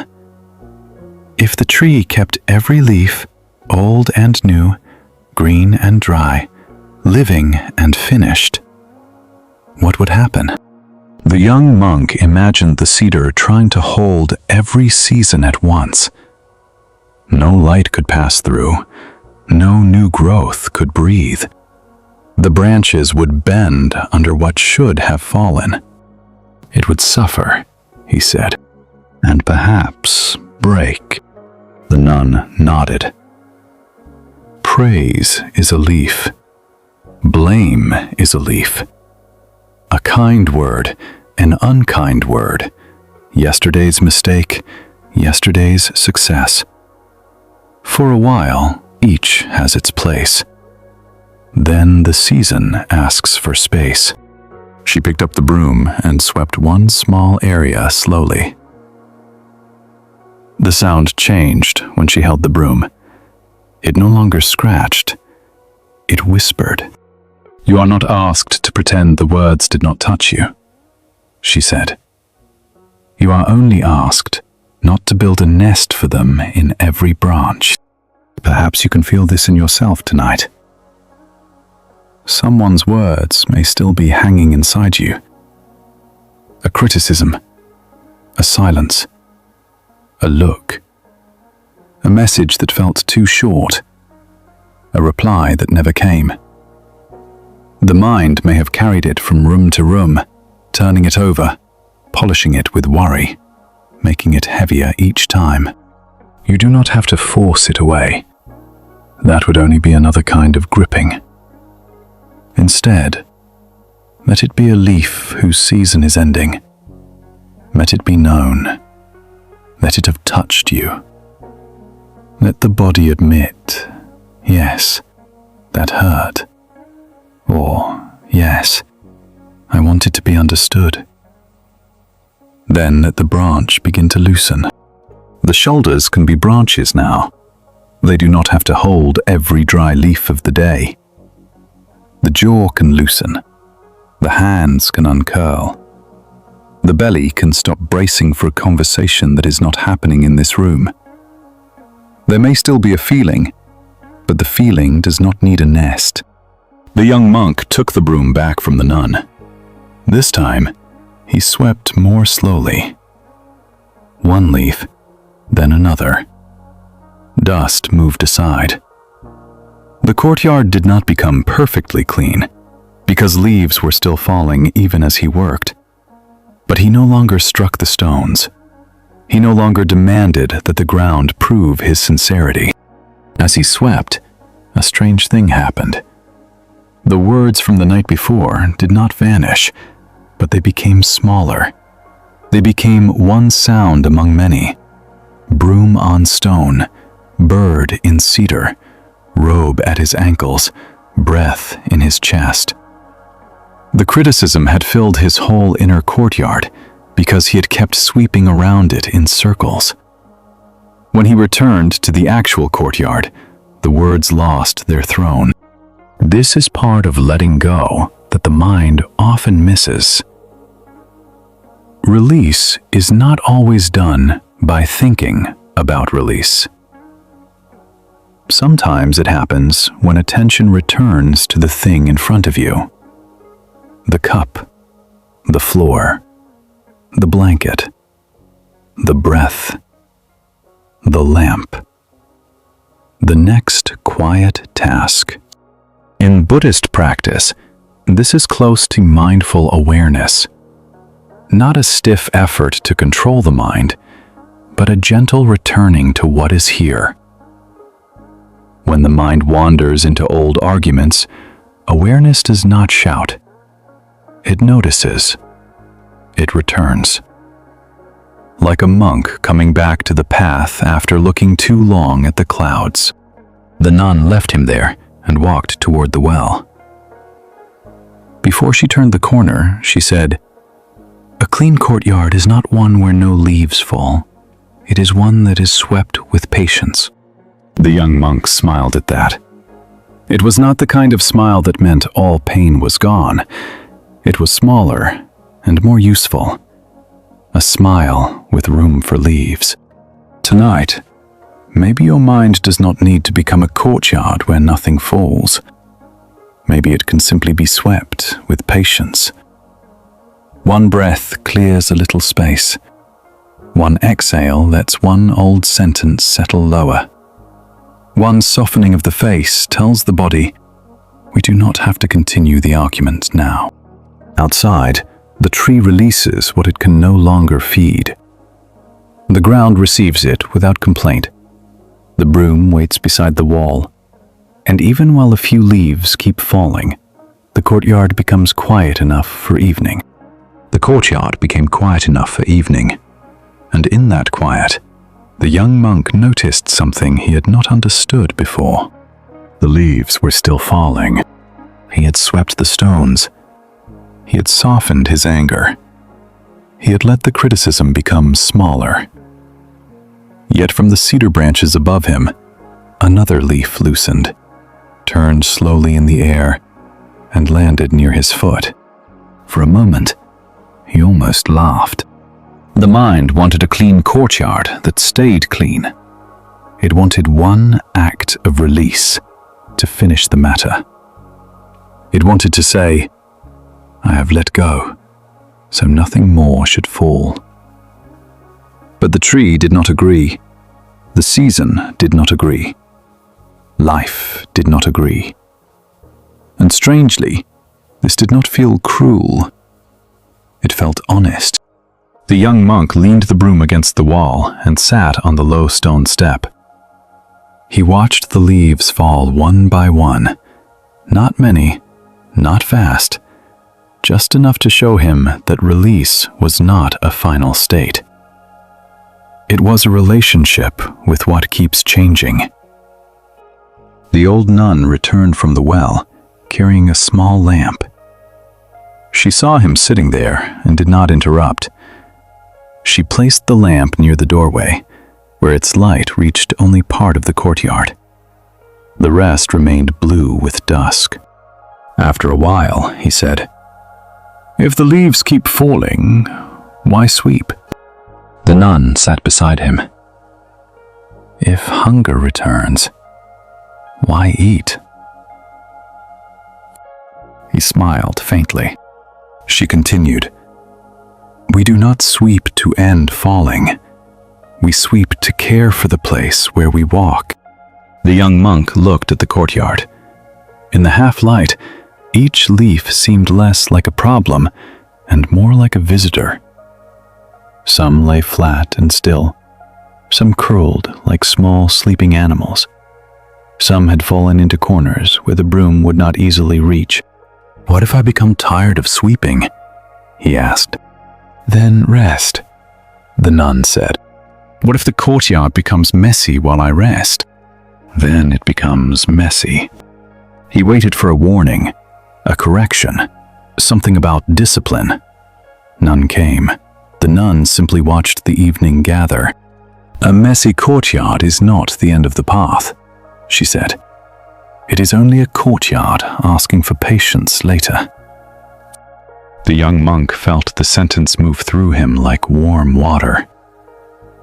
How many times had he treated inner mess as failure? A restless night, a returning fear, an old sadness, a burst of irritation, a thought he believed should no longer appear. Each time, some strict part of him had said, "You are back at the beginning. Nothing has changed. You have not learned." But perhaps he was not back at the beginning. Perhaps another leaf had fallen. Maybe this is true for you tonight. You may have done so much work inside yourself. You may have forgiven, then found anger again. You may have rested, then found worry again. You may have promised to stop replaying the past, then discovered the same memory waiting at the edge of sleep. It can feel discouraging, as if the heart refuses to stay swept.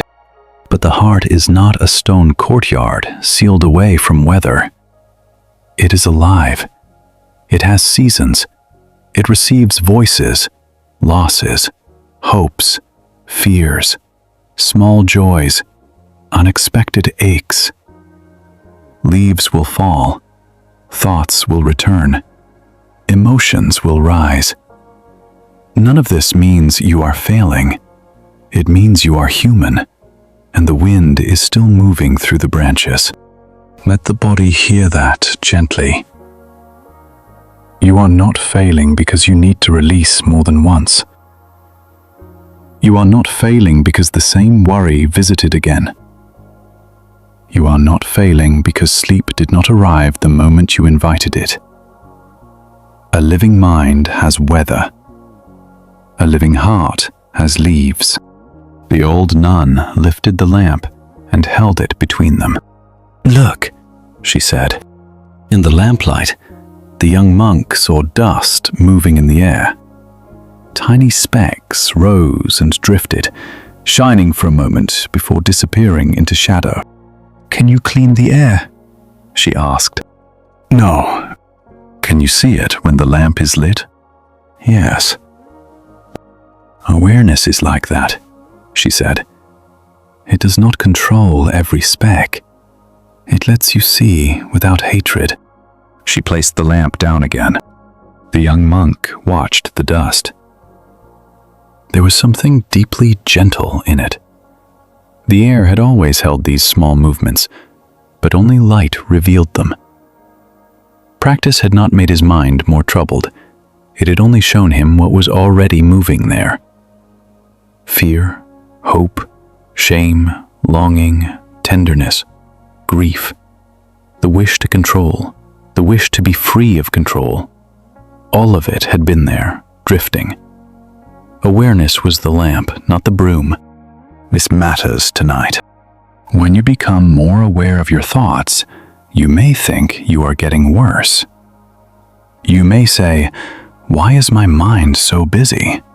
Why am I still afraid? Why do I keep returning to things I cannot control?" But maybe the lamp has simply been lit. Maybe you are seeing the dust because there is more light, not because there is more dust. So there is no need to hate what appears. A thought comes, seen in the lamp. A fear comes, seen in the lamp. A wish to fix everyone comes, seen in the lamp. A memory, a tightness, a plan, an old regret, seen in the lamp.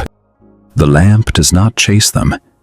It does not become proud when the air is clear.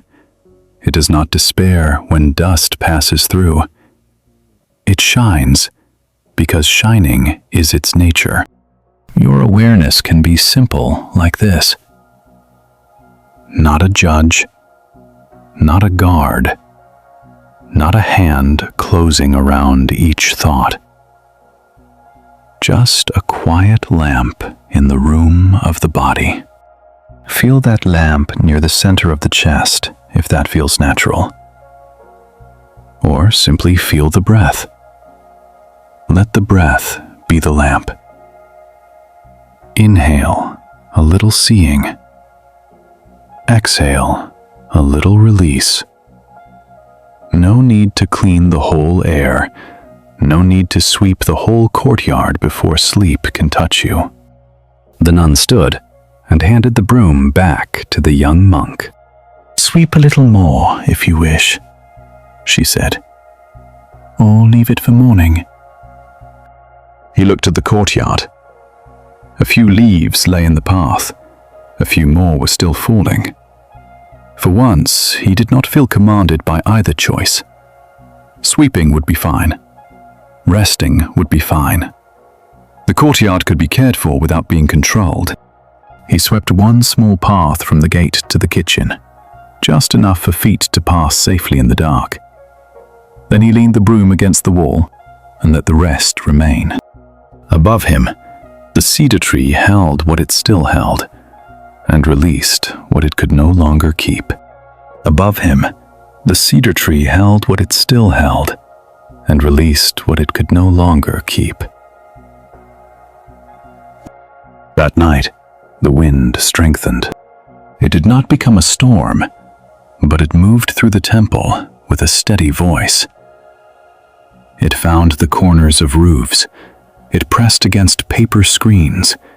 It touched the bell rope and made it sway without sounding. In the sleeping hall, the young monk lay awake for a while, listening to leaves loosen from branches and land on the courtyard stones. Some fell quickly, with a dry little scratch. Some drifted down so softly they could barely be heard. He thought of the tree. He thought of the lamp showing dust. He thought of how much of life was not a failure of practice, but simply movement.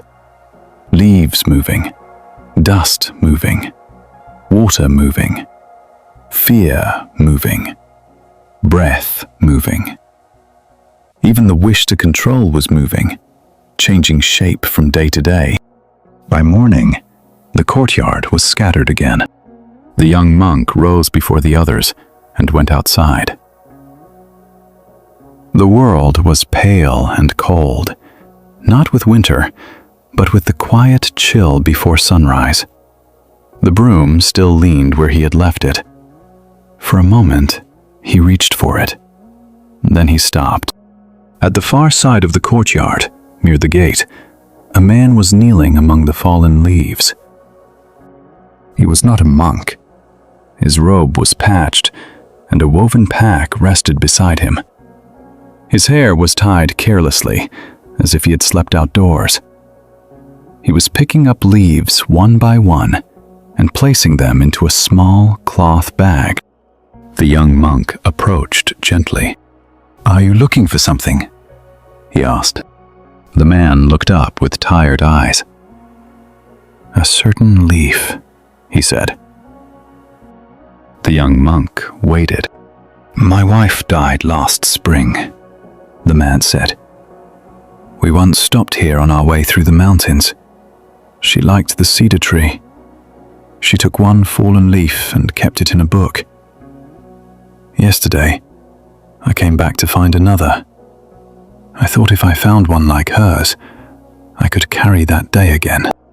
The young monk looked at the leaves around them. Brown, gold, narrow, torn, whole, curled, flat. Similar, but not the same. "Did you find it?" he asked. The man opened the cloth bag. Inside were many leaves. None had satisfied him. "This one is too wide," he said. "This one is too dark. This one is broken near the stem. This one almost feels right, but not quite." The young monk sat beside him. The courtyard was very quiet. Dawn had not yet broken over the mountain ridge, and the temple seemed to be holding its breath. After a while, the traveler said, "I know this is foolish." The young monk shook his head. Grief often reaches for small things. The man closed the bag. "I do not want small things. I want the morning we stood here. I want the way she laughed because a leaf landed in my tea. I want the road before illness. I want her hand in mine." His voice did not rise, but it opened like a crack in a bowl. The young monk had no answer large enough for such wanting. He felt the danger of speaking too soon. Some sorrows cannot be helped by wisdom offered before silence has done its part. So he sat with the traveler and watched the fallen leaves. The old nun came into the courtyard, carrying the lamp from the night before, though its flame was now out. She saw the two of them near the gate and came slowly. The traveler bowed awkwardly and apologized for disturbing the temple. "You are not disturbing the temple," she said. "The temple is large enough for a man looking for a leaf." For a long time, no one spoke. Then the nun picked up one leaf. It was torn in two places and dark along one edge. She placed it on her palm. "This is not the leaf your wife held," she said. The traveler looked down. "No leaf here is that leaf," she continued. "No morning here is that morning. Even if you found the same shape, the hand holding it would be today's hand." The traveler closed his eyes. "But this does not mean love is lost," the nun said. "It means love is not trapped inside one leaf." The young monk listened. The wind moved lightly through the cedar branches above them. The nun placed the torn leaf in front of the traveler. "If you try to make this leaf become the past, it will fail you. If you let it be this morning's leaf, it may sit with you for a little while." The traveler opened his eyes. Tears had gathered there, but they did not fall. "I am afraid," he said, "that if I stop searching, I am letting her go." The nun shook her head gently. "You are not asked to let go of love, only the demand that love return in the old form." Something in the young monk became still. It was another face of control, not fear of the future, not anger at criticism, not worry for someone far away. This was the wish to control time itself, to bring back a doorway, a voice, a morning, a body, a season before loss. It was the hand reaching into the river, not to stop the water ahead, but to pull back the water already gone. Perhaps there is a place like this in you tonight. Not only grief for someone who has died, but grief for a version of life that no longer exists. A home changed. A friendship faded. A body that used to feel different. A younger self. A chance that passed. A simple time that cannot be entered again. The heart may still be kneeling in the courtyard, searching through leaves, saying, "Not this one, not this one, not this one." Be gentle with that heart. It is not foolish. It is loving something that mattered. But love does not become deeper by refusing the present. Love becomes tender when it is allowed to change its robe. Let the body soften around this. The chest may ache a little. Let it ache without tightening around the ache. The throat may feel full. Let it be full. The hands may want to hold what cannot be held. Let them rest open, like the nun's palm beneath the torn leaf. The traveler finally took the leaf she had offered. He did not place it in the bag with the others. He held it alone. "This morning's leaf," he said quietly. The nun nodded. When the first sunlight reached the courtyard, it touched the leaf in his hand. For one brief moment, the torn places glowed. The leaf did not become whole, it became visible. The traveler bowed, left the bag of rejected leaves beneath the cedar tree, and walked back toward the road, carrying only one. The traveler walked back toward the road, carrying only one. The young monk watched him pass beneath the gate. The man's steps were slow, but different from when he had arrived. Before, he had moved as if every leaf on the ground might accuse him of choosing wrongly. Now he walked as a man carrying a sorrow, not as a man trying to defeat sorrow. There is a difference. A sorrow carried gently leaves room for the road. A sorrow fought with both hands leaves no room for anything else. The young monk did not know this fully yet, but something in the way the traveler held the torn leaf taught him more than many words could have done. The old nun remained beneath the cedar tree. She looked at the cloth bag of rejected leaves the traveler had left behind. Then she untied it and poured the leaves onto the ground. They spread over the stones with a dry whisper. The young monk felt a small resistance in himself. He had watched the man search for them. He had seen the care with which each one had been chosen, judged, and kept. "Should we not save them?" he asked. The nun looked at the leaves. "Save them from what?" He had no answer. "From being leaves," she said gently.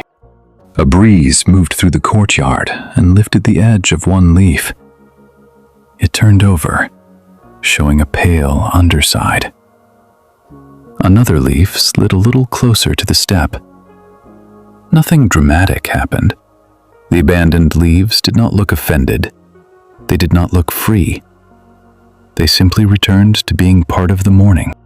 The nun bent and picked up the empty cloth bag. She folded it twice and placed it on the stone wall, in case the traveler returned for it. He wanted one leaf to become the past, she said. When it could not, he thought it was the wrong leaf. We do this with people too. We hold someone we love and ask them to become who they were yesterday. We hold ourselves and ask the same. The young monk listened. Somewhere inside him, a door opened quietly. You may know this too. Perhaps you have looked at someone close to you and wished they would return to an earlier version. Softer, kinder, more available, less wounded, more like the person you understood. Or perhaps you have looked at yourself this way. You may have wished for the old energy, the old confidence, the old body, the old faith, the old ease before life taught you certain things. This wish is tender. It often begins in love. But when it becomes a demand, it turns the present into a room where no one is allowed to breathe. The person before you cannot be made into yesterday's leaf. You cannot be made into yesterday's self. Even if the shape looks similar, the hand holding it is today's hand. Let that sentence be soft. Today's hand. Feel your hands now, resting somewhere in the night. Maybe on the blanket, maybe beside your body, maybe curled without your noticing. Let them know they do not have to reach backward. Let the fingers loosen, as if they have been holding an old photograph too tightly. The young monk left the nun by the cedar and went to wash the morning bowls. At the basin, he found the novice who had been criticized the week before. The boy was scrubbing one bowl long after it was already clean. His sleeves were wet, his face was tense. The young monk sat beside him and said nothing for a while. The boy scrubbed harder. At last, the young monk asked, "Is there rice stuck to it?" "No," the boy said. "Then what are you washing?" The boy stopped. Water dripped from his hands into the basin. "My mistake," he whispered. The young monk looked into the bowl. It reflected a broken piece of sky. The boy continued, "Yesterday I spilled oil near the altar. I cleaned it. The cook said it was fine. But I keep seeing it. I keep thinking a better novice would not have done that." The young monk remembered all the times he had tried to scrub the mind clean after a mistake. He remembered lying awake, polishing one moment of carelessness until it filled the whole room. He remembered wanting to become the kind of person who never spilled oil, never spoke wrongly, never felt fear, never needed forgiveness. He took another bowl from the stack and dipped it in water. "When a bowl is dirty," he said, "we wash the bowl. When the bowl is clean, we stop washing." The novice looked at him, uncertain. "If we keep scrubbing after it is clean," the young monk said, "we are no longer cleaning. We are hurting the bowl." The boy looked down. The bowl in his hands had a faint scratch near the rim from the rough cloth. "I want to be careful," he said. "Carefulness is good," the young monk answered. "Punishment is not carefulness." The words surprised him as he spoke them. They seemed to come from the bridge, the roof, the leaf, the well, the cracked bowl, all gathered into one small basin of water. The novice set the bowl down slowly. In Buddhist practice, remorse has a place. It helps the hand learn. It helps the tongue become kinder. It helps the foot notice where it stepped without seeing. But remorse is meant to guide repair. It is not meant to become a whip that strikes the same place all night. Maybe you are holding a bowl like that inside you. Something you did. Something you failed to do. A moment you keep scrubbing, long after the oil has been wiped away. The mind says, if I punish myself enough, I will become safe from repeating it. But a wounded hand does not wash better. A shamed heart does not see more clearly. Let the bowl be checked honestly. If repair is needed, repair. If apology is needed, apologize when morning gives the right door. If learning is needed, learn. But when the bowl is clean enough for now, let it rest on the shelf. Feel this in the body. The back does not have to bend forever over yesterday's basin. The neck can release. The face can soften. The breath can enter the belly without passing through a courtroom first. The young monk and the novice rinsed the remaining bowls together. This time, the boy washed each one only once, then placed it in the sun. Water gathered along the rims and shone there briefly before slipping away. By midday, the courtyard leaves had shifted again. Some had blown toward the gate. Some had gathered near the wall. One torn leaf rested beside the basin, held there by a small drop of water. The young monk did not move it. It was today's leaf, in today's light, beside today's clean bowls. It was today's leaf, in today's light, beside today's clean bowls. The young monk did not move it, because something in him understood that not every small thing needed to be corrected. A leaf could rest beside a basin. A scratch could remain on a bowl. A memory could pass through the heart without being turned into a command. For several days, he carried this quietly. Then a new kind of difficulty came, not from storm, grief, or blame, but from kindness, that could not control its result. A boy from the village began coming to the temple every afternoon. His name was Ren. He was thin, quick-footed, and full of questions. He asked why the bell was shaped that way, why monks ate in silence, why incense smoke moved upward but sometimes curled sideways, why old people sighed after sitting down, and whether ants knew where they were going. The young monk liked him. Ren often helped sweep the steps or carry kindling. He did these things badly at first, leaving dust in corners and dropping sticks from his arms, but he laughed easily and tried again. The young monk found himself waiting for the boy's small footsteps on the path. One afternoon, Ren did not come. The young monk noticed, then told himself not to notice too much. Children had many roads. Perhaps his mother needed him. Perhaps he was playing near the lower fields. Perhaps he had forgotten. But when the next day passed, and the next, and still no Ren came, the young monk felt worry gather in him like clouds around a ridge. On the fourth day, he asked a vegetable seller in the village if she had seen the boy. She nodded. "His uncle has taken him to work at the clay pits for a while," she said. "The family needs money." The young monk felt a heaviness in his chest. Ren was small. The clay pits were far, muddy, and tiring. He imagined the boy's thin arms lifting baskets, his questions going unanswered, his laughter pressed down by adult need. That evening, he could not settle. He wanted to go to the family. He wanted to argue. He wanted to offer temple rice, temple coins, temple help, anything that would bring the boy back to the steps, back to questions, back to kindling and dust and laughter. He went to the old cook, who was sorting lentils by lamplight. "Ren has been sent to work," the young monk said. The cook continued sorting.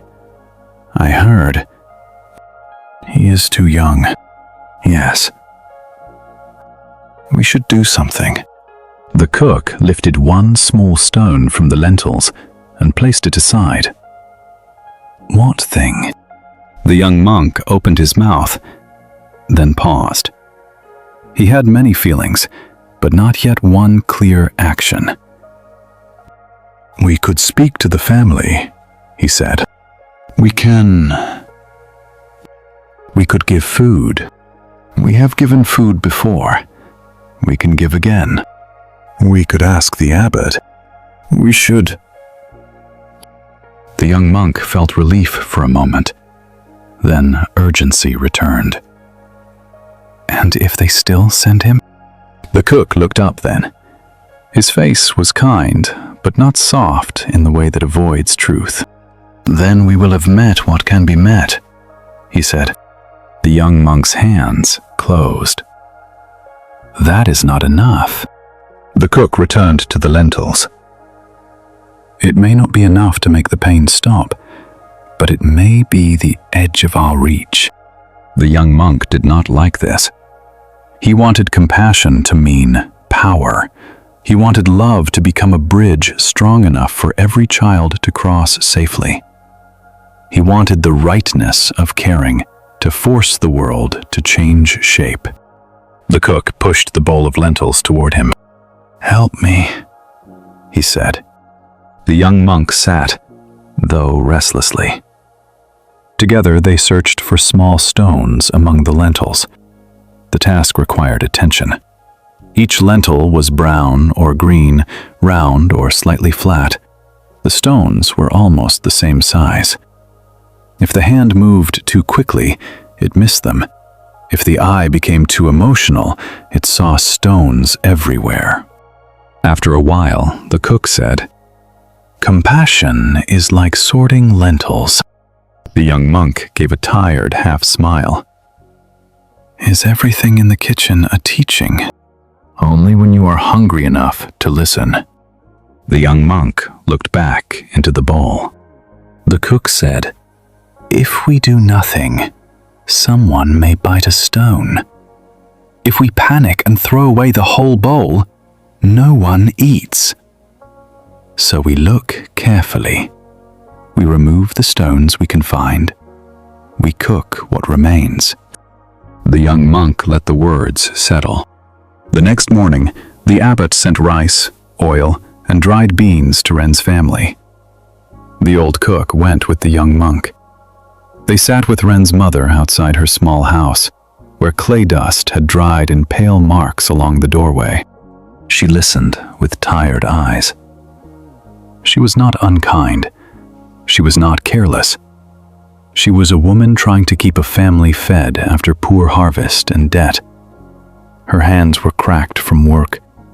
A baby slept against her hip. An older child mended a basket nearby. "I know he is young," she said. "I also know the rice jar." The young monk had no answer that made the rice jar full forever. The cook spoke gently. "The temple can help this month. Let the boy come back for now. We will speak with the headman about work for the adults after the rains." Ren's mother looked at the food, then at the road, then at the sleeping baby. At last, she nodded. "For now," she said. "For now." The words were small, but they opened the day. When Ren returned 2 evenings later, he was muddy, tired, and quieter than before. He did not ask about ants or incense. He sat on the temple step and leaned his head against the post. The young monk wanted to make him cheerful. He wanted the old Ren back immediately. Instead, he sat beside him and said, "The steps waited for you." Ren looked at the stones. "Did they miss me?" The young monk considered this. "They collected more dust without you." A small smile moved across the boy's face. Weak, but real. Perhaps this is another kind of letting go. Not letting go of compassion, but letting go of the demand that compassion control the whole outcome. You can help. You can speak. You can give. You can stand beside someone. You can remove the stone you find in the bowl. But you cannot repair every cause that brought hunger, debt, fear, and sorrow to the door. This is painful to admit. Let it be painful without turning away. A soft heart will sometimes ache because it cannot do everything. But not doing everything is not the same as doing nothing. Feel your own heart now. Perhaps tired from caring about people, problems, animals, the world, the future. So many bowls of lentils spread before you. Let the chest soften around the ache. Let the shoulders lower from the impossible work of carrying every outcome. Let the hands remember the one small stone they can remove, and also the stones they cannot reach tonight. The young monk and Ren sat together until the lamps were lit. The boy did not become bright all at once. The world did not become fair all at once. But one child rested on one step, with one monk beside him, while the evening gathered gently around them. And for that moment, compassion had found its true size. And for that moment, compassion had found its true size. The young monk did not understand the size of compassion all at once. He only felt, sitting beside Ren on the temple step, that his own heart had stopped trying to become larger than the sky. The boy leaned against the post until his breathing became slow. His feet were still dusty from the road. Clay had dried along the edge of his sleeve. The young monk wanted to brush it away, but he did not. Some dust belonged to the road Ren had walked. It could be washed later. For now, the boy was resting. The lamps along the courtyard were lit, one by one. Their flames did not chase away the whole night. They only made small circles of gold. Yet within each circle, a bowl could be seen, a step could be crossed, a face could be recognized. The old cook came out, carrying a small cup of warm rice water. He gave it to Ren, then sat on the other side of the step. For a while, the three of them watched moths move in and out of the lamplight. Ren drank slowly. Then he said, "I thought if I worked hard enough, my mother would stop looking worried." The young monk felt the words land heavily. The cook looked at the boy with great care. "A child's work cannot become a mother's whole peace," he said. Ren held the cup with both hands. "But I want to help." "You can help," the cook said. "You helped today by coming home when you were called. You can carry kindling. You can learn. You can laugh when laughter comes back. But you cannot carry every worry in the house on your back. That would not be help. That would be another child becoming tired." Ren stared into the cup. The young monk saw tears gather, though the boy tried to hide them by drinking. The young monk recognized this hidden form of control, too. The wish to make someone else stop suffering by becoming perfect, by being useful enough, quiet enough, strong enough, cheerful enough, by needing nothing, asking nothing, troubling no one. A child could do this. A grown person could do this. A monk could do this. Anyone who loved someone in pain could begin to believe, if I can become exactly right, they will be free. But another person's sorrow is not a pot you can empty by climbing inside it. The cook reached for the cup after Ren finished and set it beside him. "Your mother has adult worries," he said. "We will help with what can be helped. You may love her. You may not become her roof, her rice jar, and her road." Ren rubbed his eyes with his sleeve. "I don't know how not to worry." The cook nodded. "Most adults do not know either." This made Ren give a small, tired laugh. The sound was thin, but it was a sound of a child returning to himself. Perhaps there is something here for you tonight. Maybe you have tried to become the peace of someone you love. Maybe you have changed your voice, hidden your needs, worked too hard, stayed too alert, or carried a smile long after it became heavy. Because someone else's pain frightened you. Maybe you learned this young. Maybe it became so familiar that you called it love. But love does not ask you to disappear inside another person's weather. You can sit beside them. You can bring rice water. You can listen.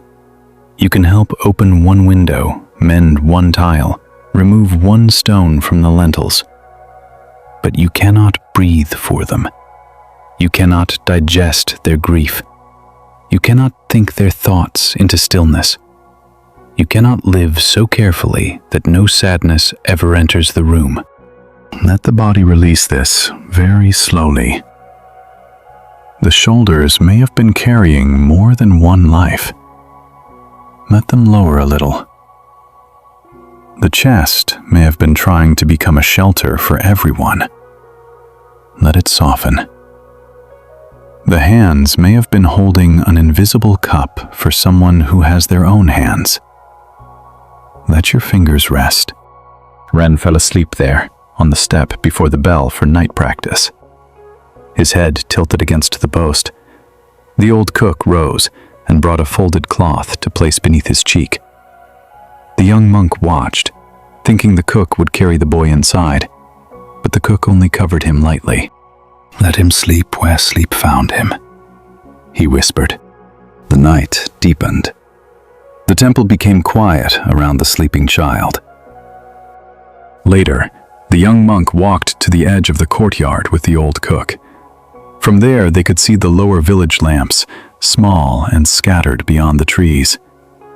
Somewhere among those lights, Ren's mother was sitting with her own worries. The young monk wished again, but more gently now, that he could take them from her. The cook seemed to sense this. "When we cannot take a burden away," he said, "we can still refuse to add weight." "How do we add weight?" the young monk asked. "By making our fear another thing for them to carry. By helping loudly when quiet help is needed. By needing gratitude. By needing the story to end the way we imagine. By turning compassion into control and calling it devotion." The young monk listened. Down in the village, one lamp went out. "Then what is quiet help?" The cook thought for a moment. "It is help that remembers the other person has their own path. It gives what can be given and does not tie a rope around the gift." The young monk stood with this for a long time. A gift without a rope. A word without a hook. A presence without a demand. Maybe this is enough for tonight. Not enough to solve the world. Not enough to make every family safe. Not enough to stop all worry from returning. But enough to soften one knot inside the heart. When you love, give what can be given. When you care, care with both feet on the ground. When you cannot fix, do not turn your helplessness into a whip against yourself. The old cook went back to the kitchen. The young monk remained in the courtyard until the moon rose above the cedar branches. Its light touched the sleeping boy, the empty cup, the folded cloth, the broom by the wall, the leaves left unswept in the corners. Nothing in that courtyard was complete, yet nothing was abandoned. The young monk breathed with the night. For once, he did not ask his compassion to become a miracle. He let it be a lamp, small and steady, shining only as far as it could shine. Small and steady, the lamp shone only as far as it could shine. The young monk remembered this the next morning when the temple received visitors from a larger monastery across the valley. They came with clean robes, polished begging bowls, and the quiet confidence of people who had walked many roads together. The abbot greeted them beneath the gate. Tea was prepared. Mats were laid in the meeting hall. The young monks were asked to help serve. The young monk wanted to do well. He did not notice the wanting at first. It came dressed as care. He checked the cups twice. He wiped the tray until the wood reflected a dull shine. He arranged the cushions in straight lines, then adjusted them again. He told himself this was mindfulness, but his breath had become shallow, and his jaw had tightened. He wanted the visiting monks to see that his temple was orderly. He wanted the abbot to feel pleased. He wanted the old nun to notice his attention. He wanted, quietly and secretly, to be seen as calm. There is a special kind of restlessness that comes from trying to appear peaceful. When he carried the tea into the hall, his hands were too careful. The tray trembled because he was trying not to tremble.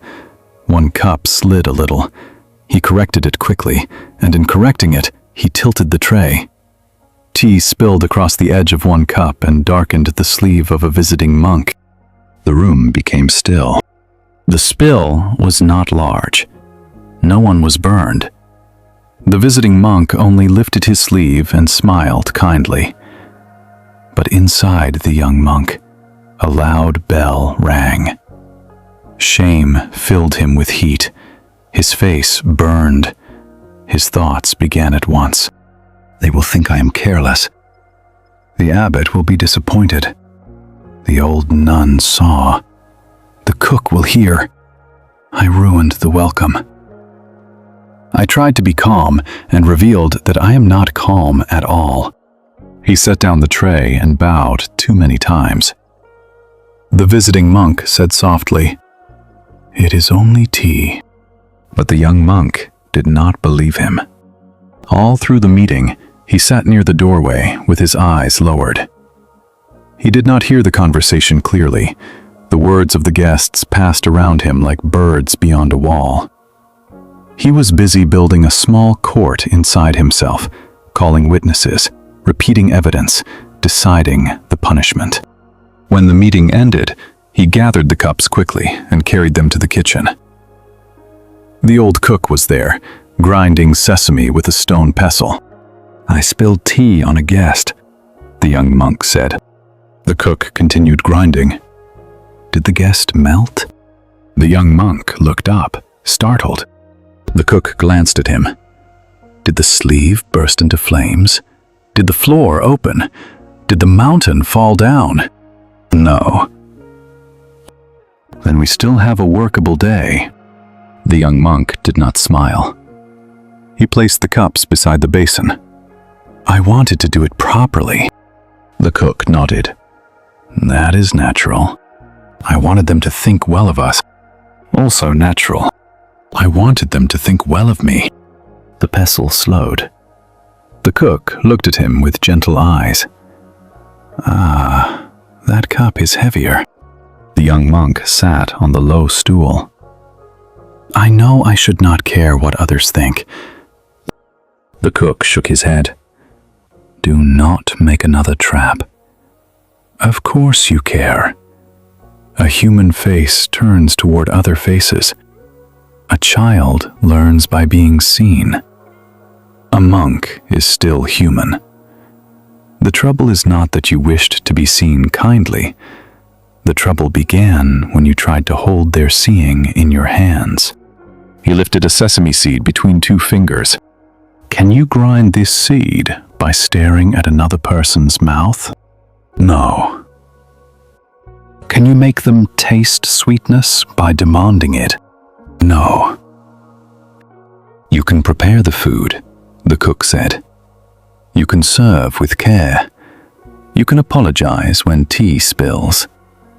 But you cannot climb inside another person's mind and arrange their opinion like cushions in a hall." The young monk breathed out slowly. Something in him hated how true this was.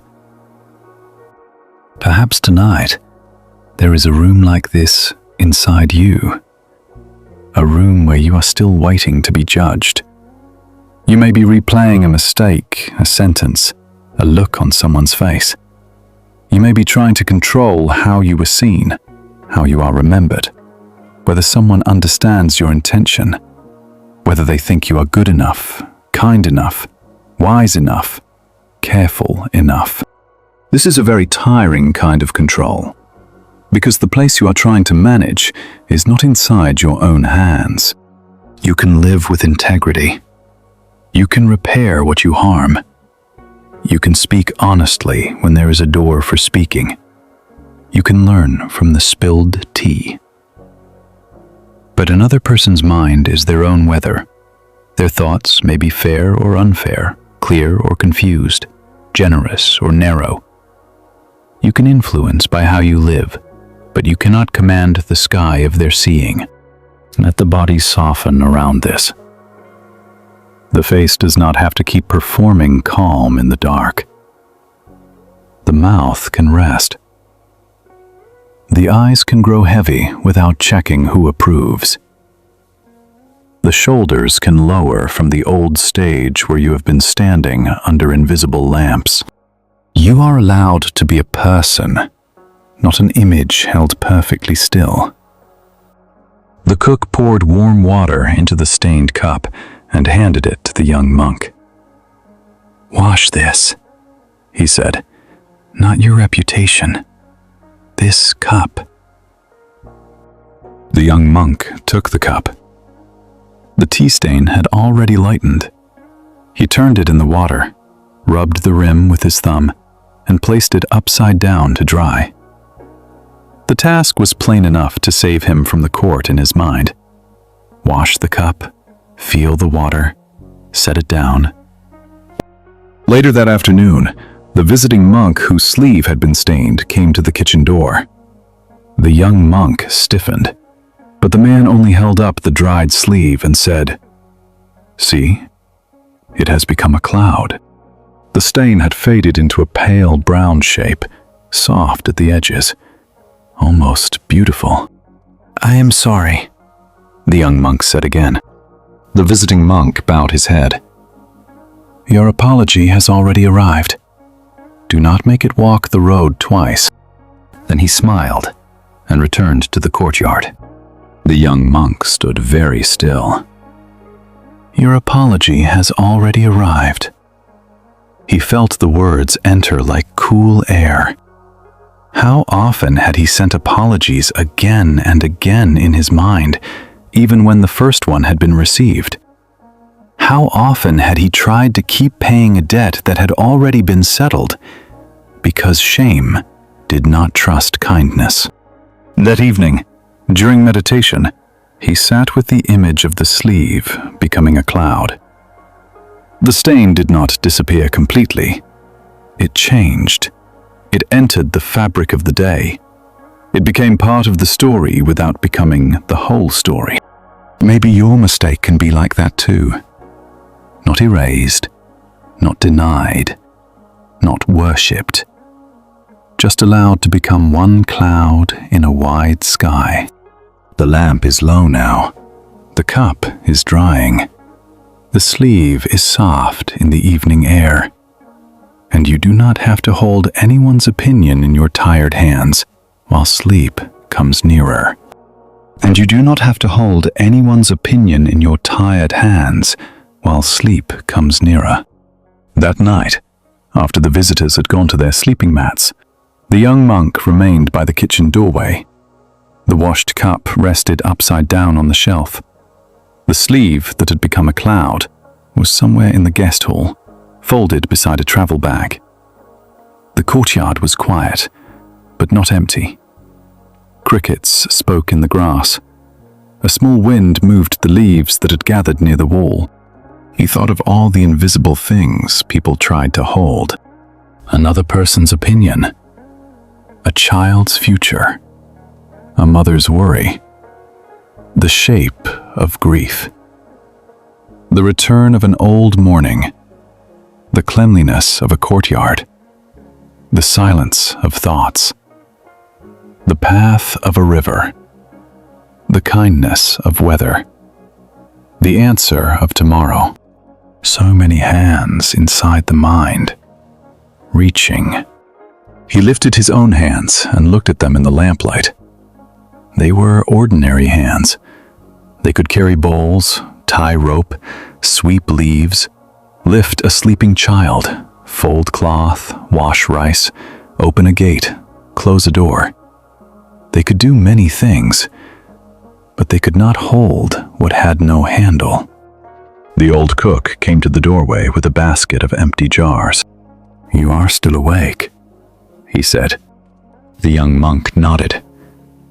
"I was thinking of hands." The cook looked at the monk's hands, then at his own. "Mine are mostly turnip and smoke now." The young monk smiled softly. "They can do real things." "Sometimes," the cook said, "and sometimes they must learn to be empty." He carried the basket toward the storage room, and the young monk followed. Inside, shelves lined the walls. There were jars of pickled greens, jars of dried plums, jars of barley, jars of salt, jars with cracked lids, jars with careful labels written in fading ink. The room smelled of clay, old wood, and the sour sweetness of preserved food. The cook set the basket down and began arranging the empty jars by size. "A jar is useful because it has space," he said. The young monk picked up a small clay jar and looked inside. Empty. "If it fears being empty," The cook continued. It cannot receive anything. If it is already full of stones, it cannot receive plums. If it holds yesterday's spoiled soup because it cannot bear to be washed, it ruins whatever is poured in next. The young monk listened. The storage room felt very still. The cook took one jar from the shelf and opened it. A sharp smell rose. He frowned and showed the young monk the darkened vegetables inside. "Too long forgotten," he said. "Can it be saved?" "No. It can only be emptied." They carried the jar outside to the compost pit beyond the kitchen. The night air was cool. The cook tipped the jar, and the spoiled greens slid out with a wet sound. The smell was strong for a moment, then the earth received it. The cook rinsed the jar at the water barrel, slowly, until the clay was clean enough to dry. The young monk watched the dark water run away into the soil. "Some thoughts are like this," the cook said. "They were once food. A plan, a memory, a hope, a warning. Then they stayed too long. Now they no longer nourish. Still, the mind says, I have carried this so long. It must be precious." The young monk looked at the rinsed jar. "How do we know when something has become spoiled?" The cook set the jar upside down on a stone. "When holding it makes you less kind, less clear, less able to meet what is here. When it smells of old fear but calls itself wisdom. When it fills the space where a fresh breath might enter. Perhaps there is a jar like that in you tonight. A thought you have carried for so long that it feels like part of your name. A story about what you should have done. A fear about what must happen next. A judgment someone gave you. A judgment you gave yourself. A plan that once helped you survive, but now only keeps the heart crowded. You do not have to throw away your whole past. You do not have to reject your memories. You do not have to force the mind into emptiness. But you may gently ask, does this still nourish me? Does this help me meet the present with care? Or has it become something I keep only because I am used to its weight? Let the body feel the question without hurry. The forehead can soften, as if a shelf inside it no longer needs to hold every jar. The throat can open a little. The chest can become a room with air again. The belly can release its old guarding. The hands can rest, empty enough to receive the next breath. The cook and the young monk returned to the storage room. One by one, they checked the jars. Most were fine. A few needed new lids. One had to be moved away from dampness.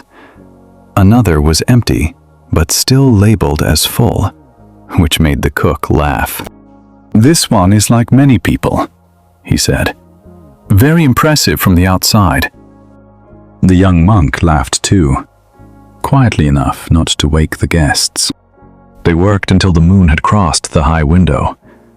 The storage room became more orderly, not because everything had been kept, but because some things had been released. The empty jars stood together on the lower shelf, clean and waiting. The young monk touched one with his fingertips. "Empty does not feel as frightening here," he said. The cook nodded. "Because this emptiness is not loss. It is readiness." Later, lying on his mat, the young monk felt the storage room inside himself. Shelves of memory, jars of worry, jars of love, jars of old shame, jars of plans still useful, jars of plans long spoiled. He did not try to clean them all before sleep. That would have been another kind of control. He only imagined one jar being set down, one old thought turned gently toward the earth, one small space opening. Maybe that is enough for you, too. Not the whole room, not every shelf, not every story you have carried. Just one jar tonight. One fear that no longer nourishes. One argument that has lost its purpose. One old demand that the world become different before your body may rest. Let it be placed carefully on the ground. Let the earth receive what the mind no longer needs to store. Let the empty space remain empty for a while, without rushing to fill it. Outside the temple, the compost pit was quiet beneath the moon. What had spoiled would become soil in time. What was empty would be ready in time. And in the storage room, the clean jars waited in darkness, not ashamed of their emptiness. In the storage room, the clean jars waited in darkness, not ashamed of their emptiness. The young monk slept with that image near him. A row of jars, open and ready, each one useful because it did not need to prove it was full. Before dawn, when the bell sounded, he woke more slowly than usual. The body was tired from many days of work and feeling. His first thought was that he should rise quickly, sit straight, and show discipline. His second thought, softer, was the memory of the empty jar. Readiness is not the same as force. He rose, washed his face, and went to morning practice. The hall was dark except for one lamp near the altar. The monks sat quietly, breath by breath, while rain began again outside. Not heavy, only a fine rain touching the roof like fingers tapping cloth. At first, the young monk sat with ease. Then a pain appeared in his knee. Small at first, then sharper. He shifted slightly, trying not to disturb anyone. The pain remained. He tried to breathe around it. He tried to relax. He tried not to dislike it. He tried so hard not to resist that his whole body became resistance. The old nun, seated near the back, noticed. After practice, when the others had gone to prepare breakfast, she remained in the hall. The young monk was rubbing his knee with quiet frustration. "You fought bravely," she said. He looked up. "With what?" "With your knee." He lowered his eyes, embarrassed. "I wanted to sit properly." The nun adjusted her robe and sat beside him on the wooden floor. Properly for whom? The question was simple, but it made him pause. "For the practice," he said, "for the teaching, for becoming less controlled by discomfort." The nun nodded. "And did tightening around the pain make you less controlled by it?" He did not answer. She stretched one leg slowly in front of her. The joints in her knee made a small sound, like dry bamboo bending. "When I was young," she said, "I believed patience meant not moving. Later, I learned that sometimes patience means moving before the mind becomes cruel." The young monk listened to the rain on the roof. "The body is not an enemy of practice," she said. "It is where practice is happening." He placed one hand on his knee. The warmth of his palm entered the ache. The nun continued, "If a child cries because his foot is caught under a stone, do you teach him peace by leaving the stone there? No. If the stone cannot be moved, you stay with him. If it can be moved, you move it. Both require kindness." The young monk breathed out. He saw, with a little sadness, how often he had treated his own body like something to command. Sleep now. Calm down now. Sit still now. Stop hurting now. Stop needing now. The body had become another field he wanted to control, another river he wanted to order, another jar he wanted to fill with the image of a perfect monk. Perhaps tonight, you have done this too. You may have spoken to your body as if it were a disobedient servant. Why are you tired? Why are you tense? Why can you not sleep? Why do you still hurt? Why are you not calmer by now? The mind asks these questions as if scolding will make the body safe. But the body is not refusing peace. Often, it is asking to be included. Let this be very gentle. You do not have to force relaxation. You do not have to make the breath deep. You do not have to become perfectly still before rest is allowed. If the shoulder aches, know the shoulder. If the belly is tight, know the belly. If the eyes are heavy, let them be heavy.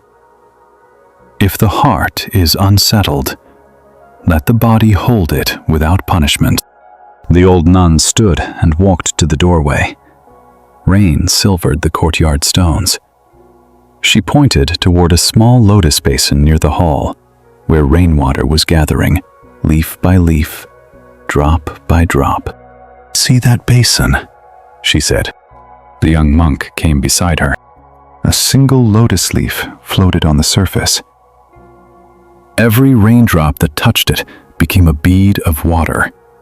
The beads rolled, joined, separated, and finally slid from the leaf into the basin. The leaf did not grip them. It did not reject them. It did not flatten itself to keep from moving. It received the rain according to its nature. A body can be like that, the nun said. Feeling touches it. Sensation touches it. Warmth, cold, tiredness, fear, restlessness.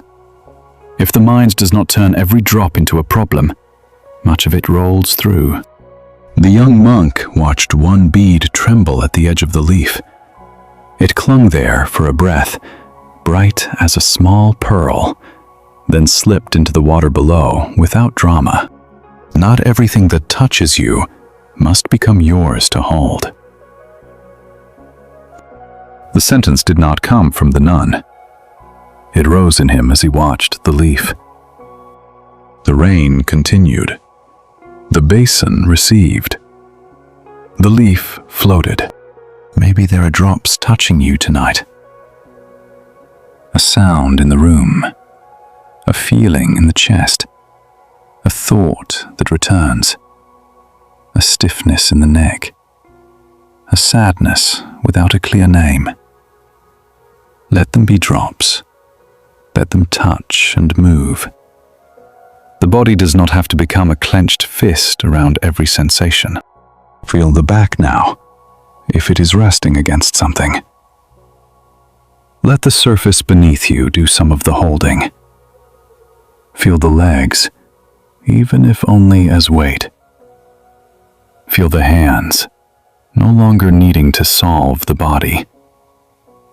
Feel the face, the tiny muscles around the eyes, the mouth, the tongue. Let them be like the lotus leaf, touched by rain, not owned by rain. After breakfast, the young monk returned to the meditation hall.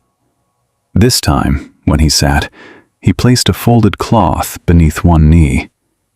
It was a small thing, almost nothing, yet the whole posture changed. The body did not become painless, but it stopped feeling abandoned. The old nun passed by and saw the cloth. She gave no praise. She only nodded, as if the teaching had been placed correctly.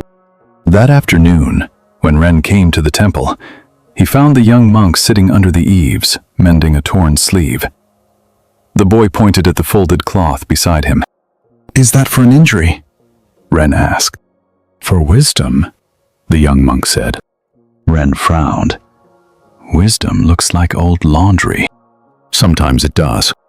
They both laughed softly, and the rain kept falling around the courtyard. By evening, the lotus basin was nearly full. The leaf still floated there, dark green and shining. Some drops stayed for a moment, some slid away at once. None needed to be argued with. And in the meditation hall, the folded cloth waited beside the mat, simple, humble, and kind. And in the meditation hall, the folded cloth waited beside the mat, simple, humble, and kind. The young monk saw it again before dawn, when the rain had stopped and the roof still released drops one at a time. Each drop fell from the eaves into the stone basin outside the hall. The sound was small, but in the early quiet, it seemed to mark the whole world. Drop. Silence. Drop. Silence. He sat on his mat and placed the folded cloth beneath his knee. The gesture was so ordinary that no one else noticed. Yet to him, it felt like a bow. Not a bow to weakness, not a bow to pain, a bow to things as they were. The body was not exactly comfortable. The mind was not exactly empty. The future was not exactly known. The people he loved were not exactly safe. The river below the temple had not promised to stay low. The repaired bridge had not promised to last forever. The jars in the storage room had not promised to stay clean. The child Ren had not promised to remain untouched by hardship. The traveler with the leaf had not promised to stop grieving. Nothing had given him the kind of certainty he once believed peace required. And still, he was sitting, breathing, listening. The old cook had not yet lit the kitchen fire. The old nun had not yet drawn water. The abbot had not yet struck the morning bell. For a few moments, the temple rested in the space before beginning. In that space, the young monk felt all the teachings of the rainy season gather without arranging themselves into words. The river had taught him that not everything flowing can be held. The garden had taught him that regret cannot make broken stems return to yesterday. Sila's pear had taught him that love need not become a rope. The cracked bowl had taught him that the future cannot be held unbroken before it arrives. The bell had taught him not to strike fear again and again. The bamboo leaf had taught him that thoughts can rest in an open hand. The bridge had taught him to return after heavy rain, not before every cloud. The roof stain had taught him that some marks fade, and some remain, and both can be true.